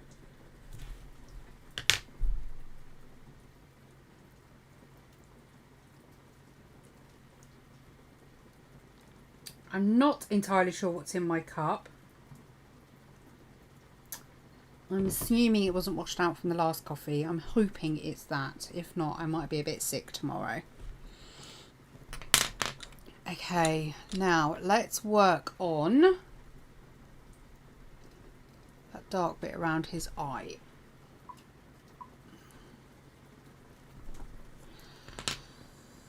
Cinnamon.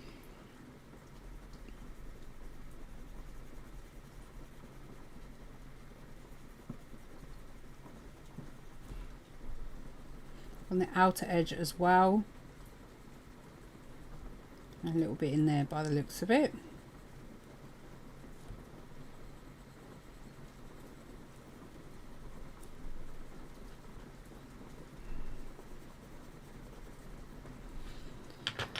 Caput mortem. Sweetie, did you wash the cup out? Okay, it must be that then. It looks like somebody's been sawing in the woodshed. Doesn't bother me. Just wondered what it was. No, they had the grass. Okay, so caput mortem.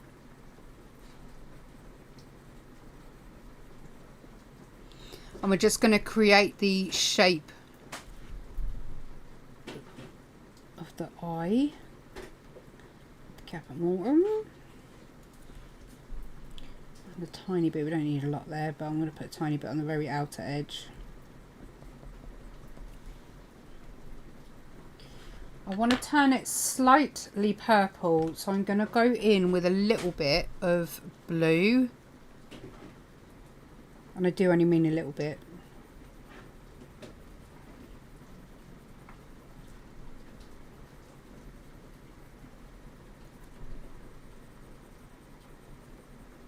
So the blue is light cobalt turquoise. I didn't see the roses. Thank you, whoever that was. Coffee man is going to get told off. Yeah, how dare he not wash my cup out? It's not like I've been drinking 50,000 coffees all day. In general, do you use polychromos? Yeah, 90% of the time it's polychromos. But I do use, certainly in the Rainbow series, I do use some Pablos. But I generally use luminants to help with the blending because luminants are a lot smoother than the other two. So they work really, really well for blending. Okay, so we're going to go in with dark sepia now. And just start refining that eye shape.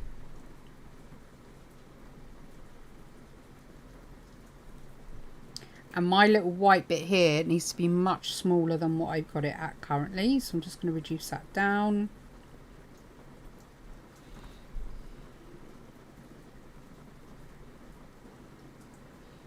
And then we're just going to gently shade out from there to blend it out.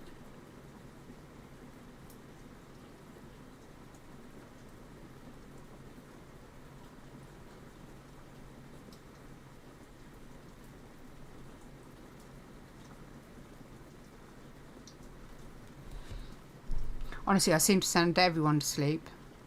Hey, Tony. They are made in Germany, yeah.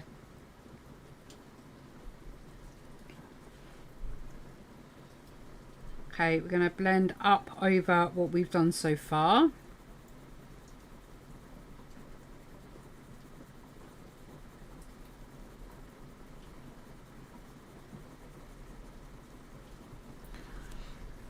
And then all we've got to do is sort of blend where this darkest section is. So we're just going to concentrate a little bit on this area. A bit more pressure on the pencil.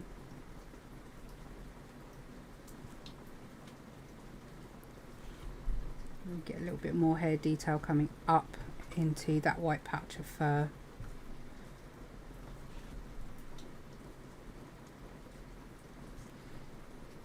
Dark bit in there. Draw that in quick. Right, Caput mortem violet.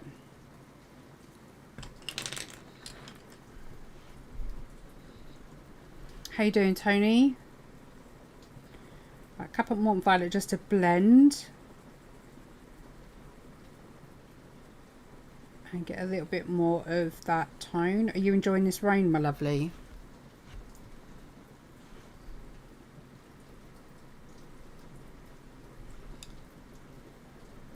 Dark sepia.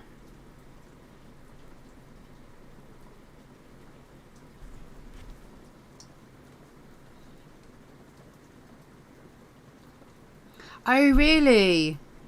Yeah, Prismacolors can be a bit too soft. Very soft. There's tons. I've got loads of polychromo tutorials on my videos, so if you want to have a day just having a look through, especially for doing skin tones.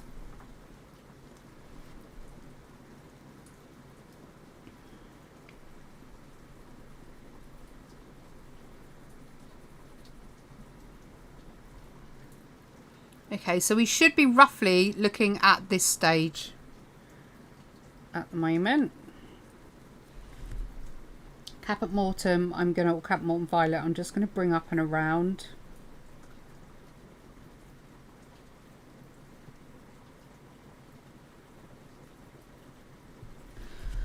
Okay, Payne's Grey. Bring it out a little bit into where the white eyebrow sits. Dark Sepia.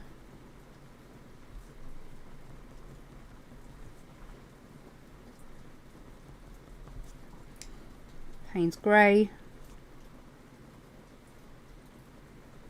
I'm going to bring that roughly to where this reflection here starts.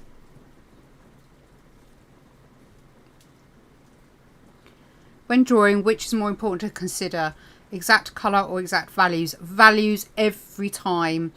And I'm going to show you why actually. So here is the owl I did. And in my opinion, it looks as realistic as it would if it was in real colours.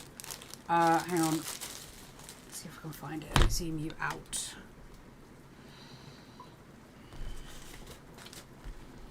Just want to find the owl.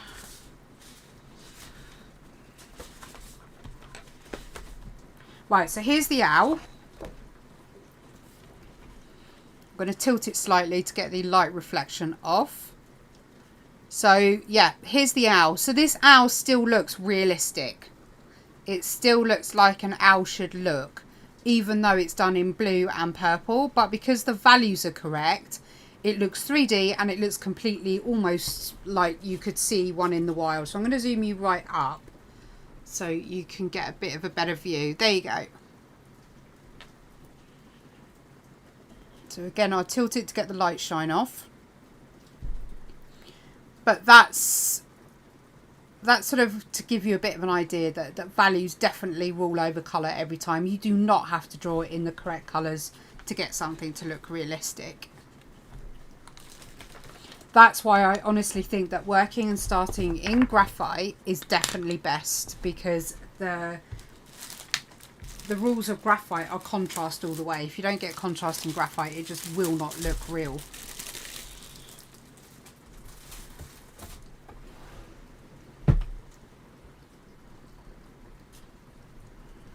Okay.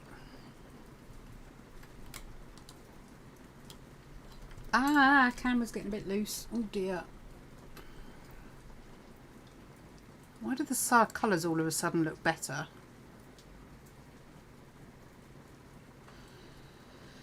Yeah, that makes sense. But how do you know if you went dark enough or light enough? Okay, you physically cannot go light enough. Full stop. That's the easiest way I find to describe to people. You cannot go lighter than the colour of your page. So it's never about going light enough. It is always about going dark enough. So the way to sort of test that is either take a photograph of your work and take it into like a editing software on your phone, just like an app or something. Change the contrast. If you up the contrast and you think to yourself, holy crap, that looks so much better, then you need to keep going darker. If you... Well, no, I mean, that's honestly the best way to do it. The other way is the old method of squinting. If you squint, because when you squint, you take away shapes and all you see is light and dark. So if you can't see any light and dark on your drawing, then you haven't gone dark enough. So don't worry about going light enough, because that's impossible. It's whether you go dark enough.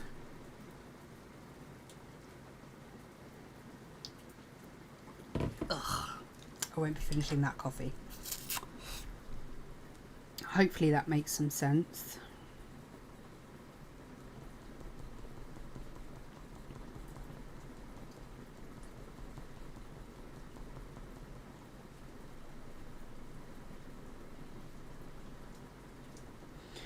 Sorry, using dark sepia at the moment.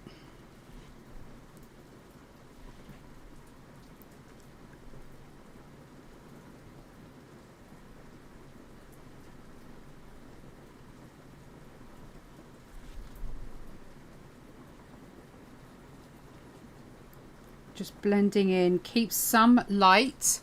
So leave negative space where you want to keep some light. So up in the center bit here, that's where it's the darkest on his eye. So we'll just block that in now. If you're worried about going too dark, just block your colours in lightly. That's all I tend to do, is I block the colours in with a lighter colour. Then if I think, oh, okay, I can afford to go darker, then you just layer on top. And then that way you're not going too dark too quick, and then you're panicking about being able to undo it.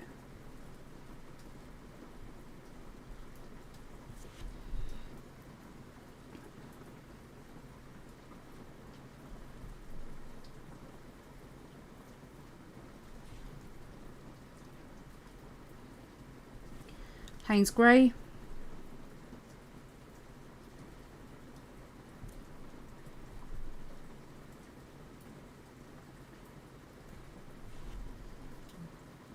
Just again, we're going to go over little bits that we've done so far with the Payne's grey. In fact, I might go up and down this section here just to darken it slightly. I'm actually going to get the...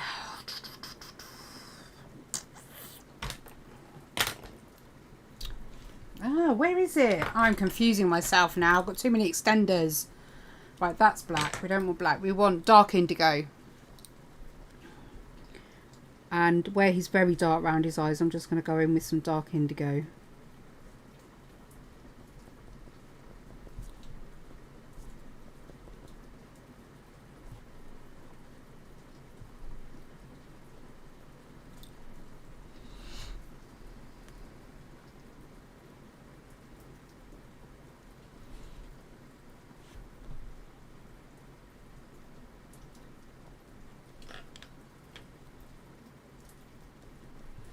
Gary's being super quiet. I can hear the concentration from here.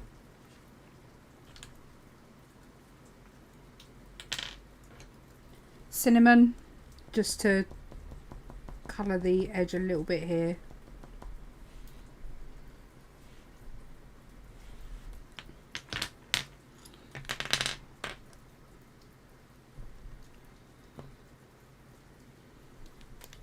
Okay. We're going to do dark sepia around the bottom, and you need to make sure that we start in lightly because you're going to need to leave some negative space. Sorry, did I disturb you, Gary? Apologies. It's so quiet I can hear your brain whirring.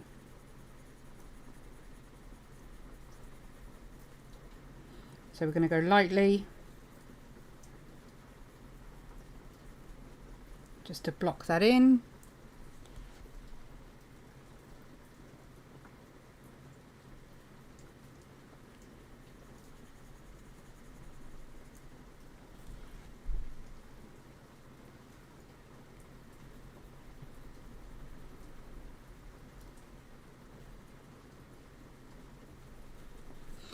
Okay, so we need to leave negative space up here, just where it's under that eyelid, and I'm going to blend that out with cold grey 1 or 2. Doesn't really matter, try 1 but if you can, but it doesn't matter if you do it with blue. 2, not blue. Just blend that. I think I want to go darker in there. I'm going to grab my black quickly. I'm just going to darken this up.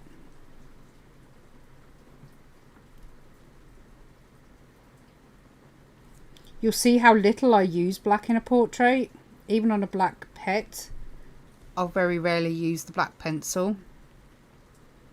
I'll always go between all the darkest of the browns and the blues. and even the violets if needed.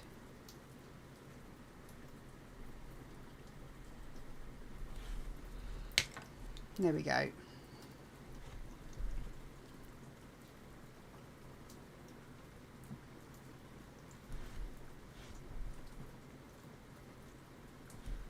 Okay.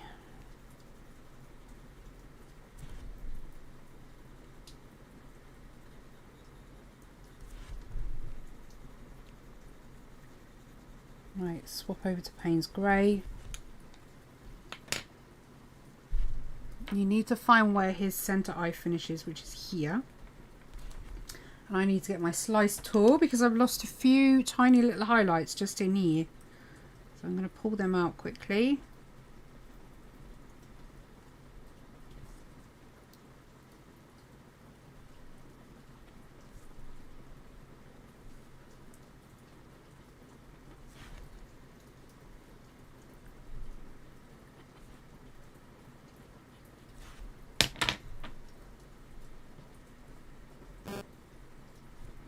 Okay, and then we are going to, you can work in either tiny little motions or you can do this in solid. I'm going to do it in tiny little fur just because I want some extra HD happening.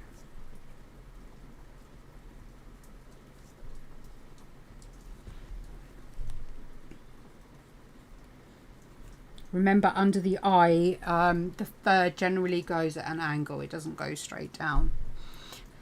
So on this eye, for example, if you're thinking about a clock, you're going from roughly 10 across to 4. Then as you come up, you'll be going round to 9 to 3, 8 to 2, and that's the sort of the angles you'll be doing.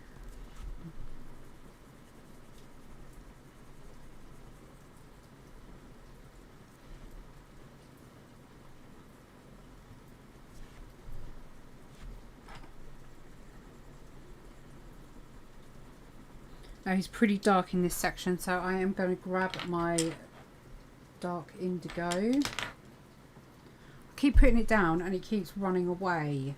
Now where's it run off to? Oh, it's like Christmas!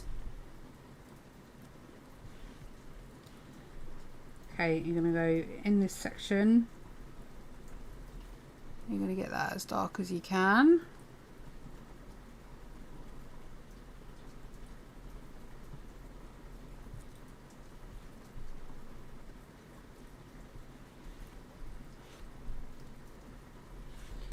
I'm going to grab my luminance. I need to give that a sharpen.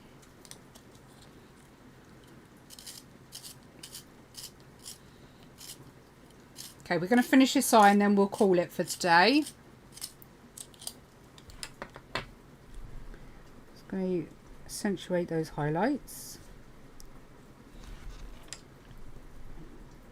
Smooth out a little highlight that's just here. I reckon I've got some mini elves that are just running around moving everything.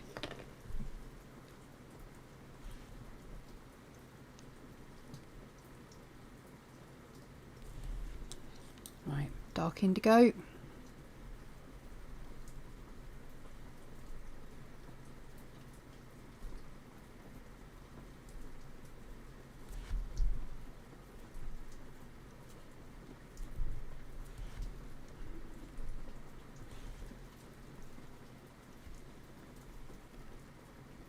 I need to change the shape of the pupil on mine.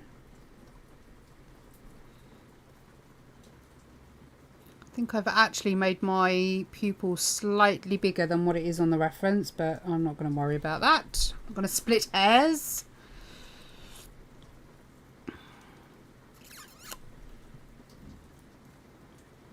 Okay, pretty happy with that bit in there. What I'm going to do is get my little slice tool and just take a couple of little scratches of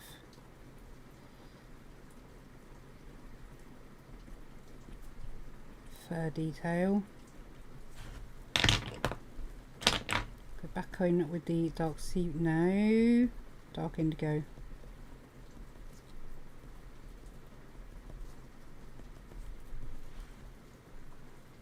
Okay, so this bit here on mine could do with being a bit lighter. I think I have gone a tiny touch too dark in there. So what I'm going to do is grab my buff titanium and I'm just going to lighten that up a little bit.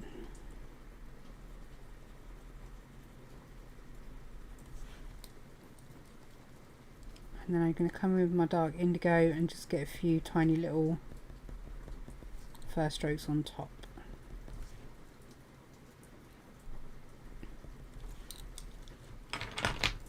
Black.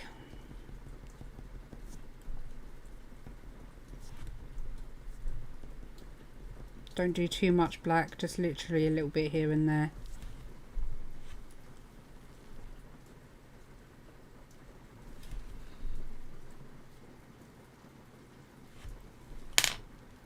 Make myself jump.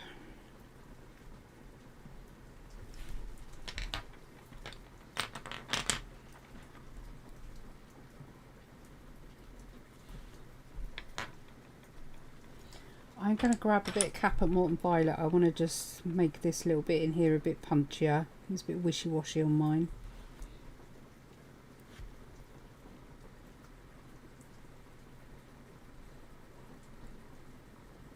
That's better, I think.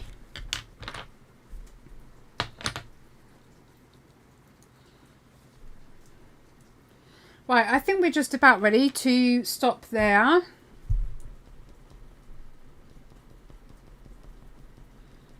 So if you want to join in, head back to my YouTube channel if you're on TikTok. Have a look on there and you'll find the previous week's tutorials. The link in my bio will also take you to where all the information is, including the downloads, the colours, all that sort of stuff. So honestly, when it comes down to picking colours, I think you just get used to it. I've always been very good with colours anyway, but the more you do them, and to be perfectly honest, and I'm not lying to you here, I can draw a chess piece, a person's face, a cat and a dog, and use at least 15 of the same colours, because nearly every single shadow is made up of the same colours. So after a while it just comes naturally, and you can just see these colours in there. It really annoys hubby because like he'll take the mickey out of me. I'll go, that's a really nice colour, and he'll go, oh yeah, that's the Payne's grey number blah blah blah, and he'll take the mickey out of me. But yeah, you just get used to it. So yeah, there you go. Okay, so again, yeah, just come and find me on the YouTube channel. Links in my bio on TikTok. If you want to see more live feeds and you're on YouTube, you can come and find me on my TikTok at Bonnita Doodles, and I do a lot of the rainbow stuff on the lives on TikTok. So if you guys stay on TikTok for a minute, I'm just going to say goodbye to everyone on YouTube properly. Bye. I'll see you next week for the next part. Have a good week, and I'll see you in the group. Take care. Bye.